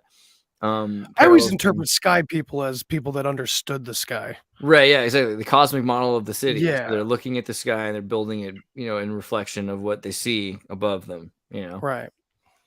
Seems pretty reasonable. That's a good point. I mean, what would the actual people from the sky be looking at? They wouldn't be seeing constellations. Like we'd seeing Earth. Dwelling temples, building social things that look center. like oceans and continents and stuff, or I don't know. Credited by the Proto-Indo-Iranian speakers of the Sintasha culture. Some researchers propose that the culture represents the Proto-Indo-Iranians prior to their division into various groups and subsequent migration to Central Asia, and perhaps even eventually into Persia and Eurasia. So that's the funny thing. So from the steppe, which is what, like 4,000 BC, 5,000 BC, maybe further back, it's got to be aliens. But just to get a little weird, Box Saga, right? It's like, okay, we don't want to talk about where anyone really came from before that. We're suppressing those themes, so it was aliens. Yeah, so that's interesting even of itself. What's the narrative? Because the Box Saga claims that when they first left Atlantis, they headed that way. They ended up there. I'm kind of trying to match up the Box Saga with like the story of the Canaanites. Honestly, it's quite coincidental on many levels. What about like mythical cryptozoology? They're kind of weird. I mean, the idea in the Box Saga, it seems like Yeah, is there like no, allegorical? well, because I it don't know, starts because you have with, dragons, you have giant birds, you have big animals. Yeah, well, dragons, okay, but if we look at like the Phoenician alphabet, we start looking at like the roots of these words, like Dracon, Dracon. It comes from something earlier, but it's always references like the one with the deathly sight or the one with the sight. And so to me, I'm connecting that to serpent symbolism everywhere, like druids, the ones with the sight, the ones who see, the shamans, the mystical people, the ones that brought the magic, which is the story of all these shining ones, no matter what culture you look at. Fossil winged serpent, new species of ancient snake. I mean, they're finding all kinds of these connections between birds and dinosaurs, right? The idea that dinosaurs are really just dragons. I mean, right? If we're looking at ancient bird symbolism and saying this is what used to exist, I don't know. I mean, because it's like even the people with the snake heads, like that was a symbol of royalty. Once again, that was the symbol of those who could see. Right, the Naga of Egypt too. Same with the Druids. It's all this serpent symbolism of like the wisdom of the wisdom of the universe, right? Because the snake sheds its skin. So Also, it's like yeah, representative Enel of the and cycles of the universe and things like that. totally, and like Enel and Enki, the Sumerian legend. One Brotherhood is of the Serpent. I forget which one's a good one. I guess Enel, Enki. Neither of them. Enki, well, yeah, whatever. Enki's the more the Luciferian. Right, and he's a winged serpent. He's represented as a winged serpent also, and a lot of people, not a lot of people, but specifically Esoteric Eddie. I listened to an interview with him where he was drawing a parallel between that and the serpent in the garden, bringing the enlightenment. Oh yeah, the story of the Enuma Elish and the tale of Adapa, all the Sumerian cuneiform stories mimic the Old Testament, especially the Garden of Eden story, which is great because when you look at those old stories, they're like there were kingdoms in those days, and it's like, wait a minute, I thought Adam and Eve. Wait, what's going on? So it's like, yeah, we had this whole upper class, like parentage, basically going on back then. Before, like this story of Adam and Eve to me sounds like the beginning of the slave race. Absolutely, 1,000%. That's how I always thought of it. You know, just graze on this grass. Don't worry about it. Don't think too much. And was it alien? So here's the great thing. I wouldn't say. Sorry, go ahead. What you have on the screen right now is a perfect example of what I'm talking about, because like the one on the right, that's a perfect like animation drawing or whatever of Maharabi, which was a human king from Babylon. But if you put Maharabi's paintings next to any of the Anunnaki, it's the same friggin' people. Yeah. So why would they represent men and gods exactly the same way, right? Adorn the same way.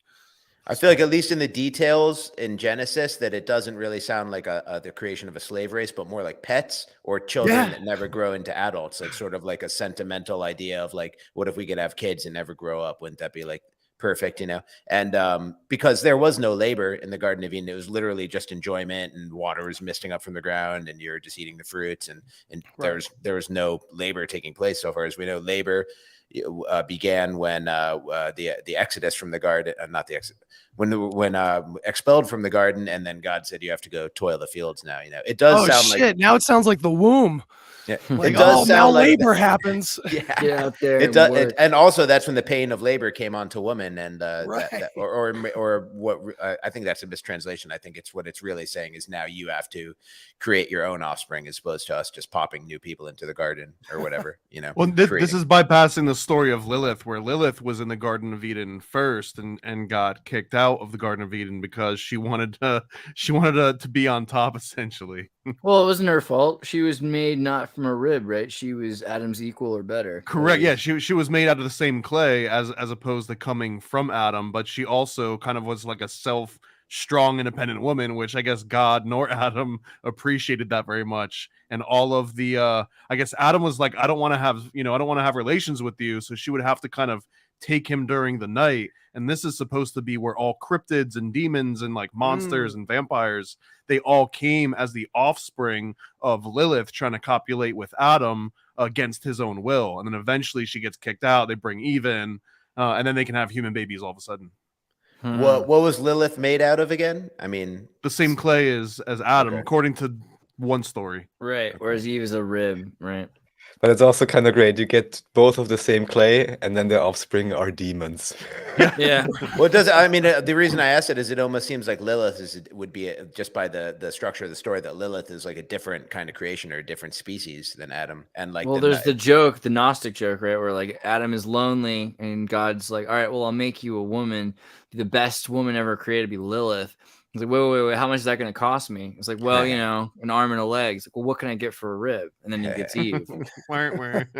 Right. Well, it seems the reason that Eve wasn't created out of the mud, there must have been some strategy behind that, you know. So if Adam wasn't taking to Lilith, which probably means that they weren't able to conceive, you know, then maybe it's like, well, then inbreeding it is, you know, we weren't able to make a non-sterile mule, so now we're just gonna just go with horses. So just took a rib out of Adam, made another human out of that, and then just let them reproduce with each other. I mean, this is interesting because again, with the Harry Mary idea, and that maybe Lilith is some like first off, you've got the mark of Cain, that maybe Cain is of the serpent, right? And then the other idea is that maybe one of the children, there are other children out there because there are families besides Eve's family.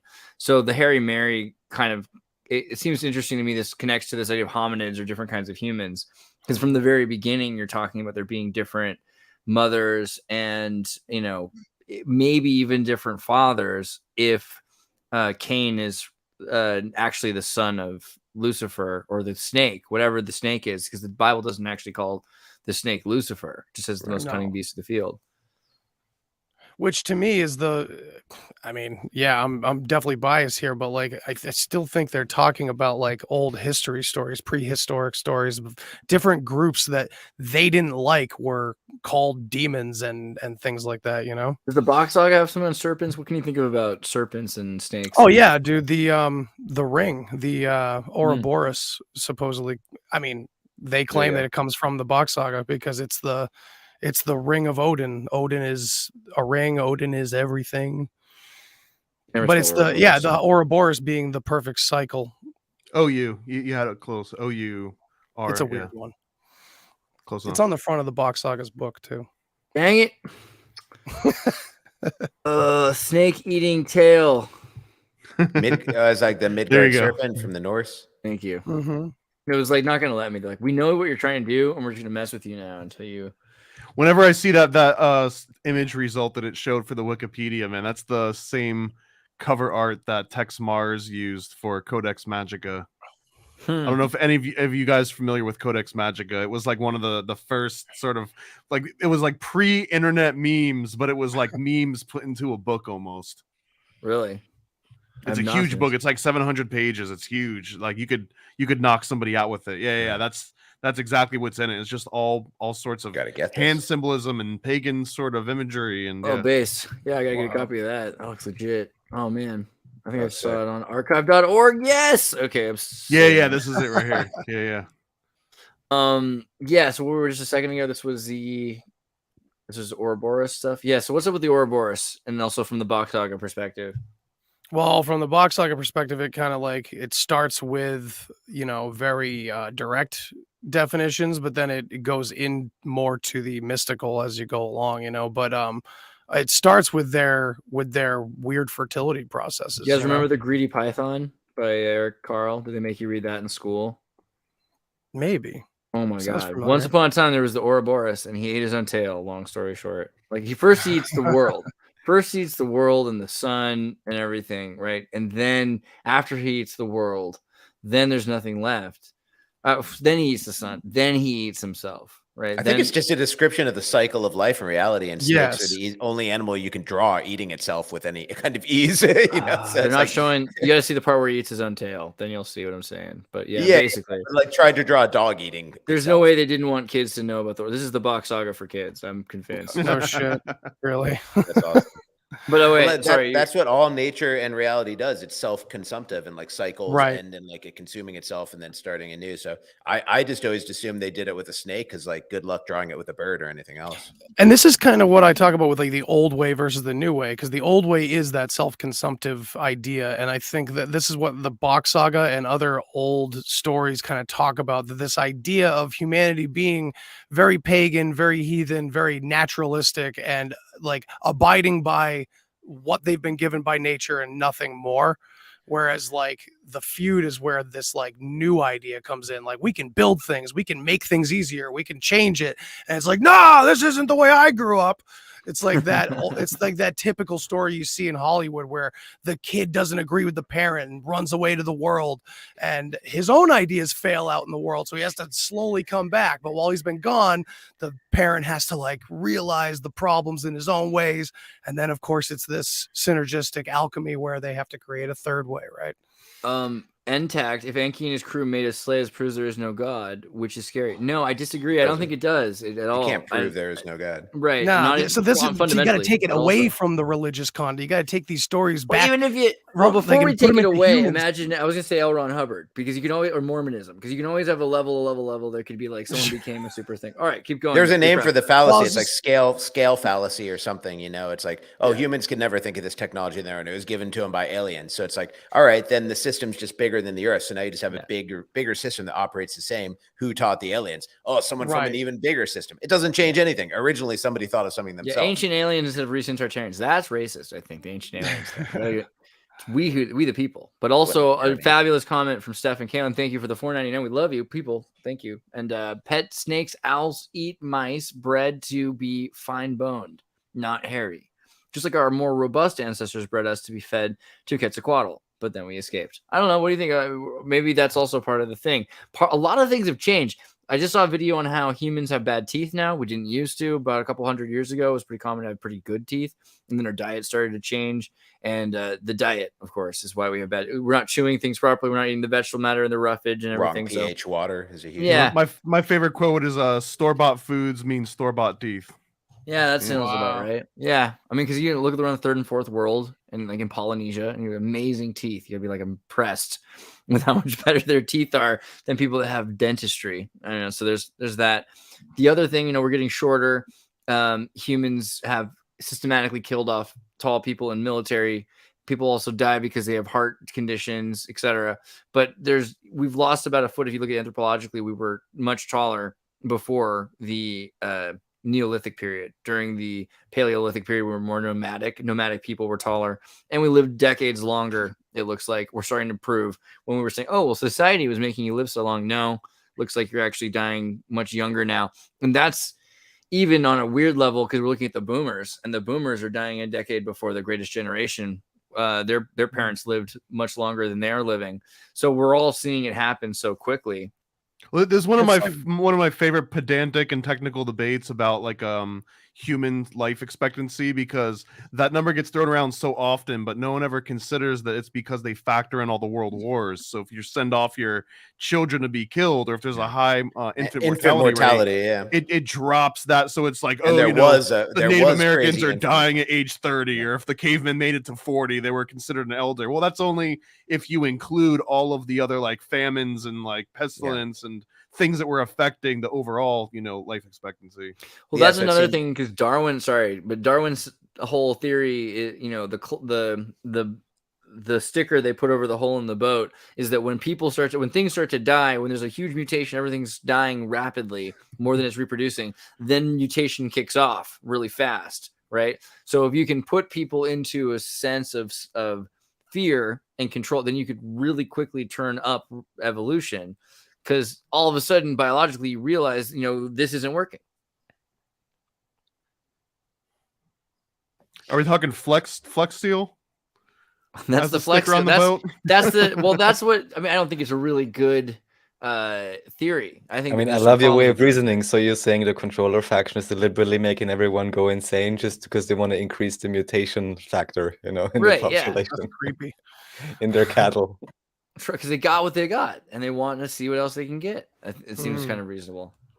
Yeah, in terms of human creativity without genetics, also genetics, it's certainly true. I'm sure you know about Bruce Lipton, biology of belief, and the whole interrelationship between belief systems and genetics, apparently, or epigenetics.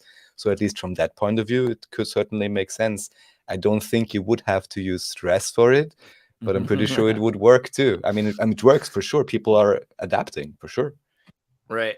That's a major cause of cancer, people say. I'm not a doctor, of course, but, this is a big thought that the Chinese medicine has, that, I've heard people say, oh, someone has cancer. When did you have stress?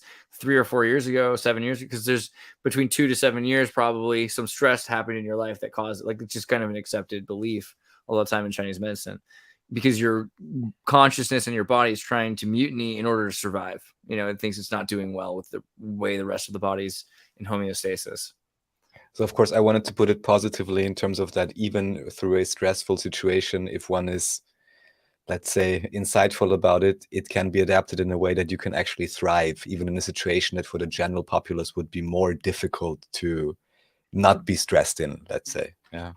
But you all guys seems to be doing a good job the way I'm looking at y'all. So I have to point out, since we brought up stress, we brought up cancer, we were talking about a bunch of stuff, but the research that was published by Abram Hoffer in the late 90s and early 2000s mentions that there is a direct correlation between people that have high levels of adrenochrome that acts as almost an anti-cancer agent. That he even goes one step farther, and he kind of postulates that people that survive things like the Black Plague and other like major pandemics, they might have had more adrenochrome in their system, and it also coincides with, you know, I guess these right brain kind of creative musicians, sort of like all these different, you know, non like left brain thinkers. They tend to have these higher levels of that particular substance in their blood, which might make them sort of more like biologically apt to overcome, I guess, this stress, or at least the underlying premise is that they know how to redirect, and they know how their bodies know how to convert that stress and break it down into its chemical components, therefore creating a higher level of adrenochrome. But it's really just your body is way better at converting stress and breaking it down and purging it out like toxins. So would we be also possibly better at like seeing through bullshit? Because I don't know, you just made me think maybe this is why they're all taking our adrenochrome. Not to live forever, but to keep us from, like, I don't know. It's kind of like the keep us numb. I think you look at calcification, Macaulay right? Culkin after is like 17, and you're like, oh man, stop taking drugs. You know, that's like the. But no, I mean, if you're getting your adrenochrome sucked out of you, and if you have also like if you take certain kinds of drugs which make you use it up at a festival or something like that, and then you're just down, like you have less metatonins in your system. I mean, then you are. I think you're like a lot of people that have dietary dysfunction or some sort of lead in their water or whatever the situation that's causing. A lot of people are I don't know how to say it, you know, like they're numb. There's a certain kind of numbness to receptivity. Absolutely. I mean, I really like the theory. It just would be interesting to also have the values for things like, I don't know, DMT and MAO and all of that, and whether they maybe are also at different levels. So maybe that's not the singular factor, but certainly sounds fascinating. For sure. I mean, so also, you know, they're getting ready for the apocalypse. You've seen the seed banks, Bill Gates seed banks, but they're building the animal frozen zoo next, right? I mean, I'm sure they've had these before, but this is supposed to be better, and it's got like smart computers. I don't know, like the lights turn on automatically when you go inside, but it's going to have a bunch of frozen eggs for all different, and sperm for all different kinds of animals for when they can't live anymore, and they're prepared. That way you don't have any more extinctions of your favorite animals. That's kind of the goal. And in the process, this is the same lab that was working to recreate other animals, but they're working in conjunction with the San Diego Zoo. So the San Diego Zoo is, you know, taking samples of all of the animals at the zoo to save them to make clones.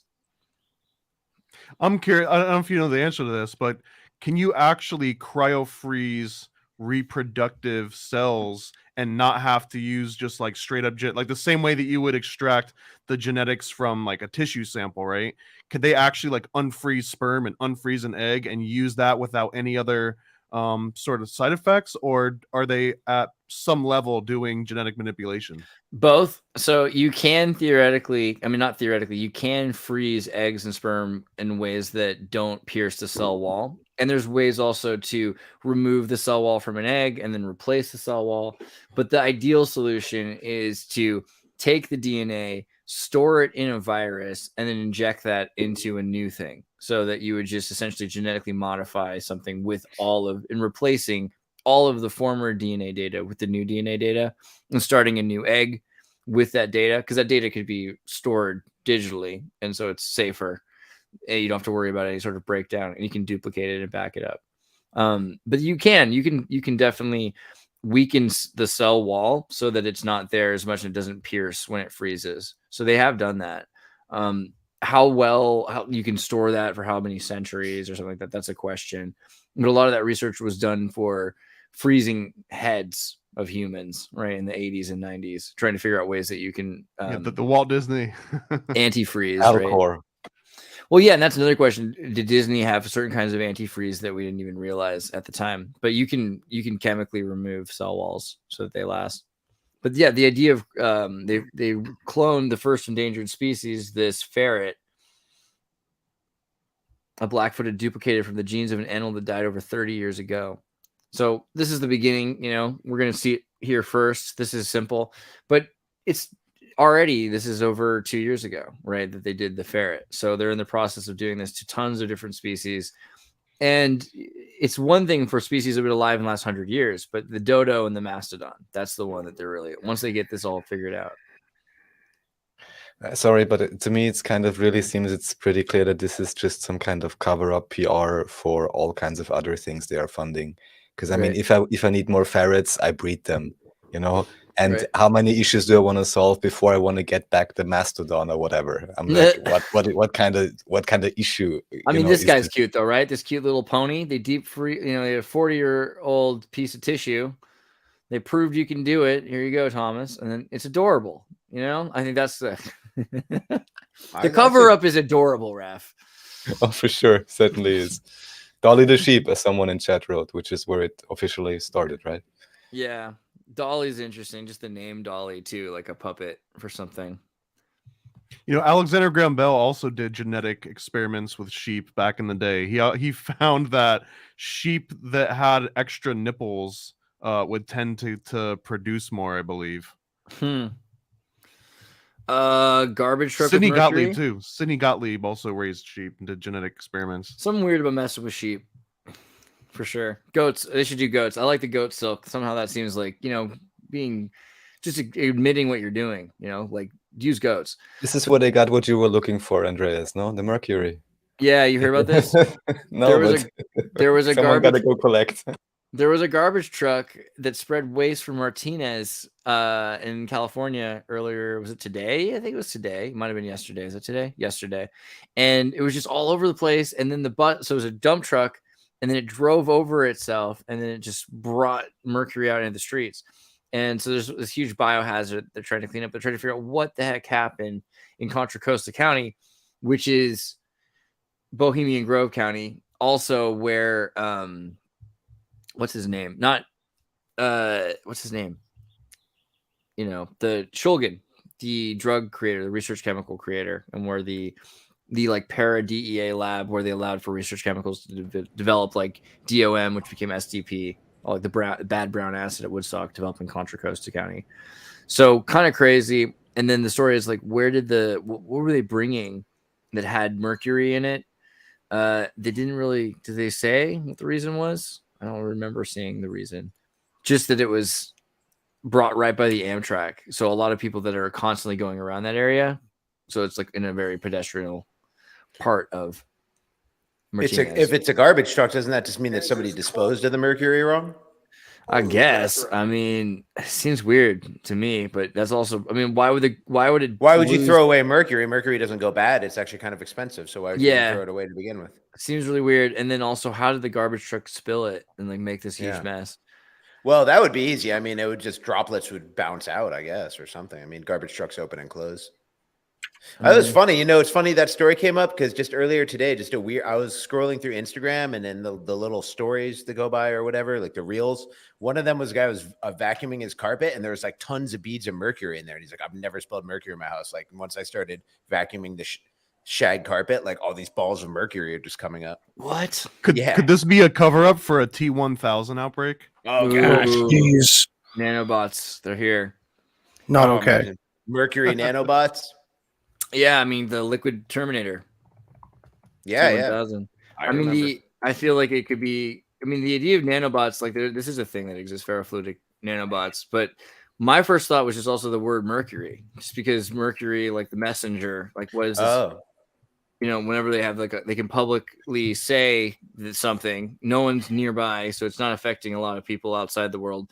But we're all hearing about mercury was found, right? So who's the messenger in Contra Costa County? Yeah, Hermes, the Quicksilver messenger service, right? Yeah, that outfit too for a news person, very witchy. I'm just saying. Yeah. It all comes together. Mercury with we had the jade and then the emerald tablets and Hermes and Mercury and being the same and all that stuff. I don't know if anyone's got thoughts on Turkey, the election of Turkey. How about clone high? We'll go to that. More interesting in Pakistan. You see what happened in Pakistan? Yeah, what was going on? They arrested Imran Khan. Yeah, and then after they did that, protesters lit the presidential palace on fire or something. Yeah, that's a good point. Pakistan's wild right now. So what's going on? So there's is there an Imran election Khan was coming a up? puppet. He was a puppet, so it's pretty interesting that he's getting arrested.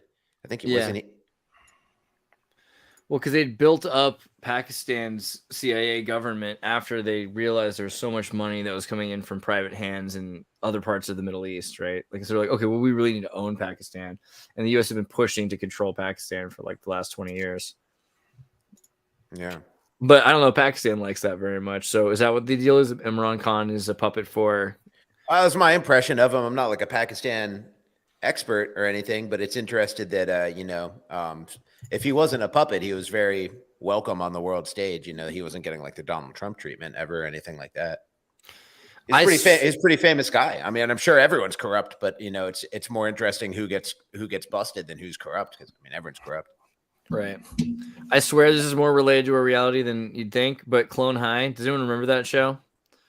Way back in the 1980s, secret government employees dug up famous guys and ladies and made amusing genetic copies. And now those clones are sexy teens, and they're going to make it if they try learning, loving, sharing. And it's time to watch Clone High if you've not seen it.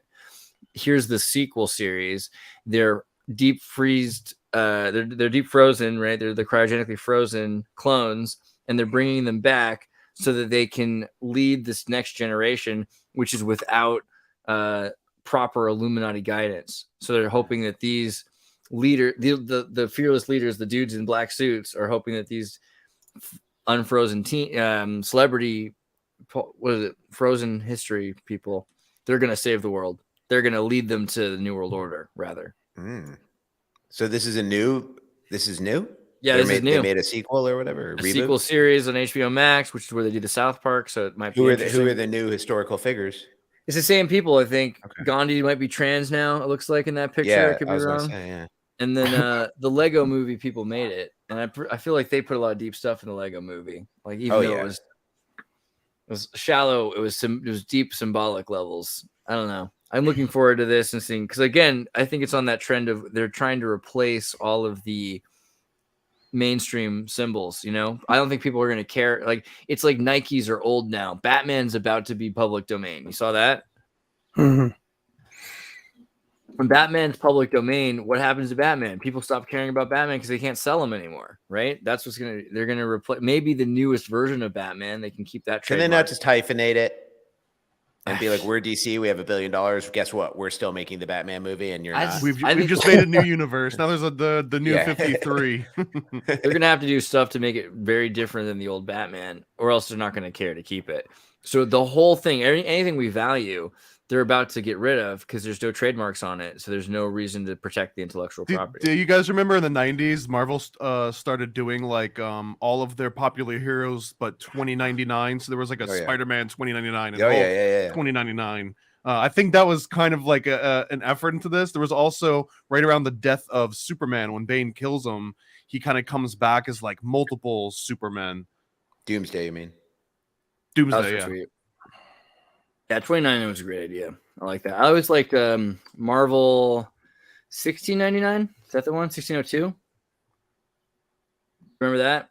So it was like Marvel in 1602. Isn't that the year of the inception for the Dutch East India Company or something like that? Is it? It's beyond. It's not 1619. Let's see. Dutch East Indies Company. Let's use the wiki. Oh, that'll blow my mind if this 1602. 1602. Holy shit! And why? Because there is this famous game called AD 1602, or in German Anno 1602. Right. And I was always wondering, why did they pick that date? Why did they pick that date? I don't understand. And then finally I saw that article. I was like, okay, this is the new world where basically it's a great game, but you get indoctrinated into the idea that you have a completely new and empty North America, whatever, with a few indigenous, and certainly no pre-existing Tartarian buildings anywhere, which we could see on the maps. And so you got Daredevil. I forget who everybody is, but it's it's all the Marvel characters. It's amazing. Yeah, is that Thor? Yeah, it's amazing. think so. Thor as the Scandinavian native. Neil Gaiman did this. You gotta get it. It's really important. Dude, that's Neil Gaiman. Oh man, yeah, it's got to be riddled with symbolism. Yeah, he did the Sandman. It's very important. I recommend it strongly. I know we're Is that getting Daredevil with the oh, that must yeah, be- Daredevil. It was Yeah. definitely Daredevil. Who were the with other red. ones? Just out of curiosity, I wasn't even trying to I figure don't it know. out. There's until now. Thor, Daredevil. I feel like this Iron is Man? Xavier. Could that be Xavier? There's Maybe Doctor Iron Man. Strange even. Doctor. Oh, Well, yeah. yeah, it's Marvel, not DC. Who's on the right there then? green? Like Hawkeye. That's what I was gonna think. Maybe it's the Hulk. Looks and like he's just Robin not Hood. hulking out yet. God, I forget. Yeah. What if about you- the girl? Who's the girl? Is that Jean Grey or? Probably Doesn't look like no. So it says Black Widow? Matthew No. Murdoch, Virginia Dare, I don't know who that Rojas, is. Nick Fury. That's who the guy with the patches. That's Nick Fury. and then And John Gray. John Gray. John Grey. So these are so it's kind of Elseworldy. You know what I mean? Like But Jean Grey, and she's trans. Yeah, and it's a 1602? male version of Oh, Jean okay, Grey, wow. John Gray. And yeah. who's the girl character? I'm not familiar with that Marvel character. It says Virginia Dare, who was actually an actual person. colonist. Oh, Yeah, see? okay, not a mutant. Got it. Yeah, it's All pretty good. Well, we don't know that, but Turkish election, sleep apnea can kill your brain. Make sure you breathe. Tabloid apologizes to Prince Harry on first day of new phone hacking trial. FBI shit. Let's get to the InfoWars one. AI generate content. Most people are going to believe it. Nikola Tesla's writings, machine learning. Tarot's receiver, meaning of the mind's AI. Any of this stuff? Where was the one I was going to show you? Lost of Atlantis, Bigfoot. We talked about that. Ex-Russian space boss finds no proof of American landing on the moon. I mean, they're pretty much at this point where are they going to say that? So what soon? about the reflector? That one is the one that always comes up the most often as proof that we were there. Although you could technically have put that there without humans being there, but the moon reflector that you can shine a powerful enough laser on or a light and actually get the reflection. Fresnel lights? I feel like you could do it. Could be wrong. Mineral deposits would do that, reflect like that too. It could be like salt. Yeah. Salt reflects off the earth. It looks like lights. I'd like to see more proof. I don't know. Yeah. No deal. The CIA signature. CIA may have solicited a signature for a letter undermining Hunter Biden's story. Report finds top investigative investigative committees have found the evidence at least one CIA employee allegedly had a role in obtaining signatures for the now debunked statement that 51 former intelligence officials signed, casting doubt on the Hunter Biden story. Right. So more proof coming out. Yeah. A Is few this people asked me today, what do you think will happen? And I said, if you want to make good predictions, engage your normalcy bias and make high odds predictions. So Right. how often are presidents arrested for corruption, or do these Right. investigations yield anything? So, But also, if- will more Like and I more said, this people is just start to- coming out. This is just coming out now that it's comfortable and it can be out. But will more and more people ever start to become comfortable with the idea that they expect this to happen? Like, so when you hear a story, you know it's going to eventually, this is going to happen to the story. Like, you know that that's it's going to interesting. turn out to be a lie because they always are. Cognitive dissonance, man. it's Well, also going to further tribalize people because this story will lionize the Bidens for people who are never Trumpers or Trump Right. haters. Well, on that metric too of like who would you rather have a beer with? I got to admit, having a beer with Hunter Biden sounds like it would be higher up on the list than any other candidate so far. All of these stories serve to just ensconce Biden and Trump. Like them both being investigated is just more press for them, which is all Yeah, you man. need to run for president is the most press. You know what I mean? Donald Trump proved that. So it's like, it's just more attention to them, more press for them. And you don't worry about RFK, don't worry about libertarians or anything else. Just focus on these two idiots, and like, Right. so now they're both being lionized to their own base and demonized by the other half. So it's like, just by the time where debate season would have been, just people are going to be so enraptured with either Trump or Biden stories that they have no mental energy left to do anything else. Andreas, when we were talking about this a little bit earlier, you started to mention the old age of the presidents, and I wanted to know where you were going to go with that, because I've got a theory that if you believe in the King Kill 33 sort of premise, there's almost this motivation to make sure that the president keeps getting older and older and weaker, because as a figurehead, that then makes the country weaker Yeah. and And sort the of more king. destabilized. King Charles too, being the oldest coronated monarch of all time. Right. Why I am think I getting thinking people of out of Lord of the Rings? And this one Lord of the Rings, where in the beginning you have this old king who's like frozen or something and possessed or whatever. Yep. I forgot which part, but Yeah, I know you mean he had worm tongue whispering in his ear. I don't remember. yeah, that's Yeah. the king you Boromir's don't want to father, have. right? Yeah. You're like, Yeah. yeah. I mean, young king coming. That's probably it. All right, last one I want to cover is the analysis proves that most Bronze Age iron came from space. I did this mainly because of Andy. Not all the elements came from Come space. on. Oh No. shit, we are in space. They came from volcanoes. Didn't you read the back of your Dr. Bronner's? Yeah, Mothership, Oh, Space, shoot. Earth. Okay, new analysis proves Must most, if not all, Bronze Age iron is alien. That was the way I read it. I thought it was way funnier when they used the word alien. But Ancient origins. yeah, of course. But what do you want to say about this? So you don't think that this stuff comes from space? You think it's from volcanoes? Oh or no, what? I'm sure it could come from either place, but I mean, just to say it, like the way they frame it again, it's just like make sure you're thinking this is probably something magical from extraterrestrials. Yeah, but why not something magical from Thule or Cargo Thule? cult Yeah. again.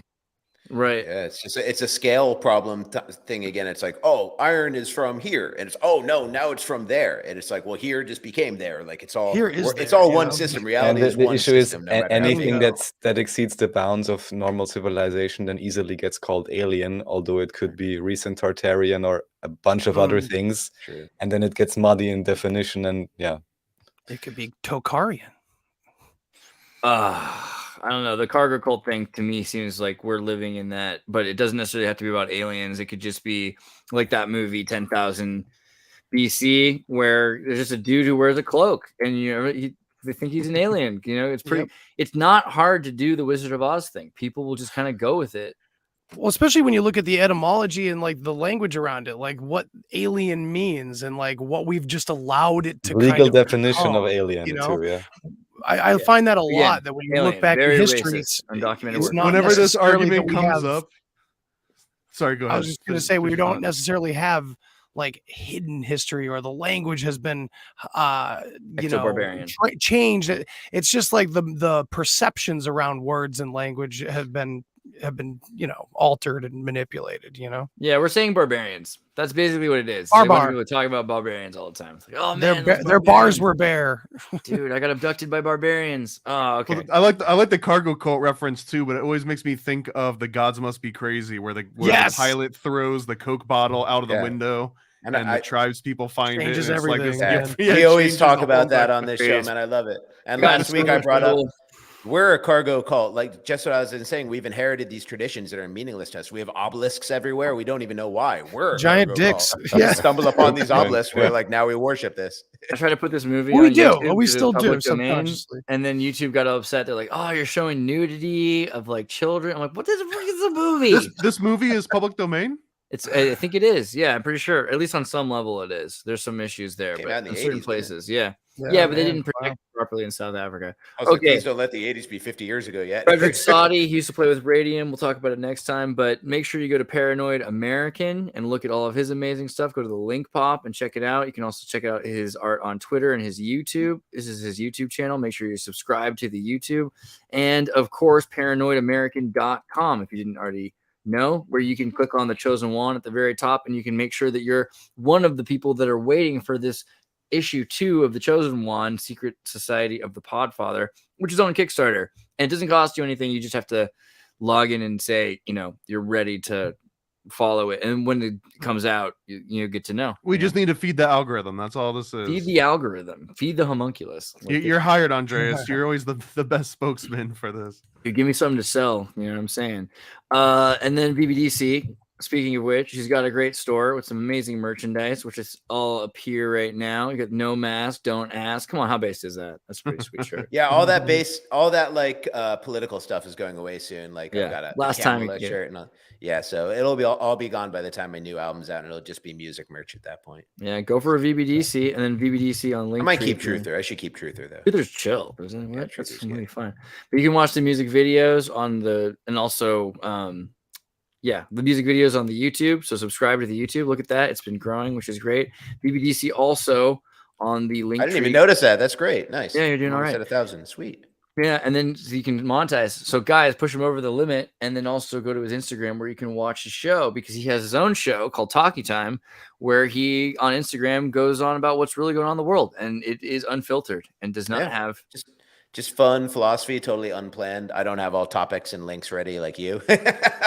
Right. So, I don't know if I do, but I'm working hard on the new album. It's coming great. 12 songs are almost done. I've sent everything out for horns and features and stuff like that. So it's looking really good for this summer. I wanted to recommend, I watched on Amazon Prime last night. I didn't realize the Dragonlance novels. I don't know if anyone else grew up reading those besides me, but there's a great animated version of the first one that had Kiefer Sutherland and some other cool actors in it. And I randomly watched that last night, and I thought it was like super entertaining. 90 minutes went by so fast. I was like, that's over already. Like 90 minutes of Avatar 2 felt like I was in the DMV for 4 days.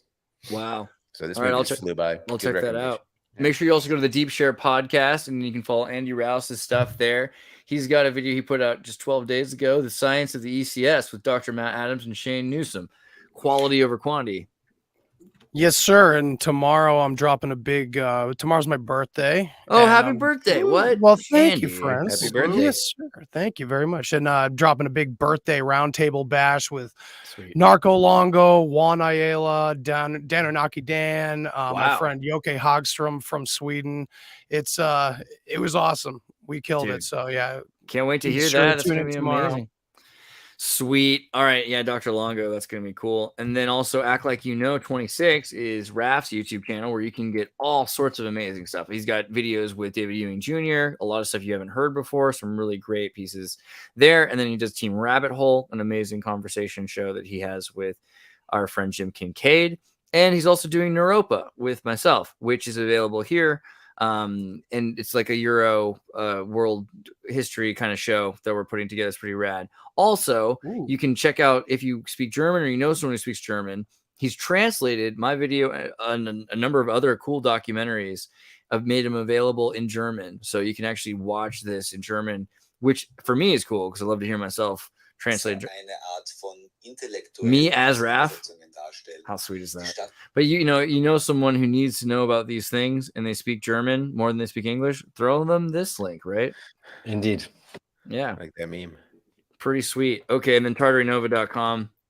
Make sure you like, subscribe, send us money, join the Discord, argue with us, love us. We appreciate you. We'll see you next time. Thanks for shout out chat. Thank you. Take care, everybody. Peace.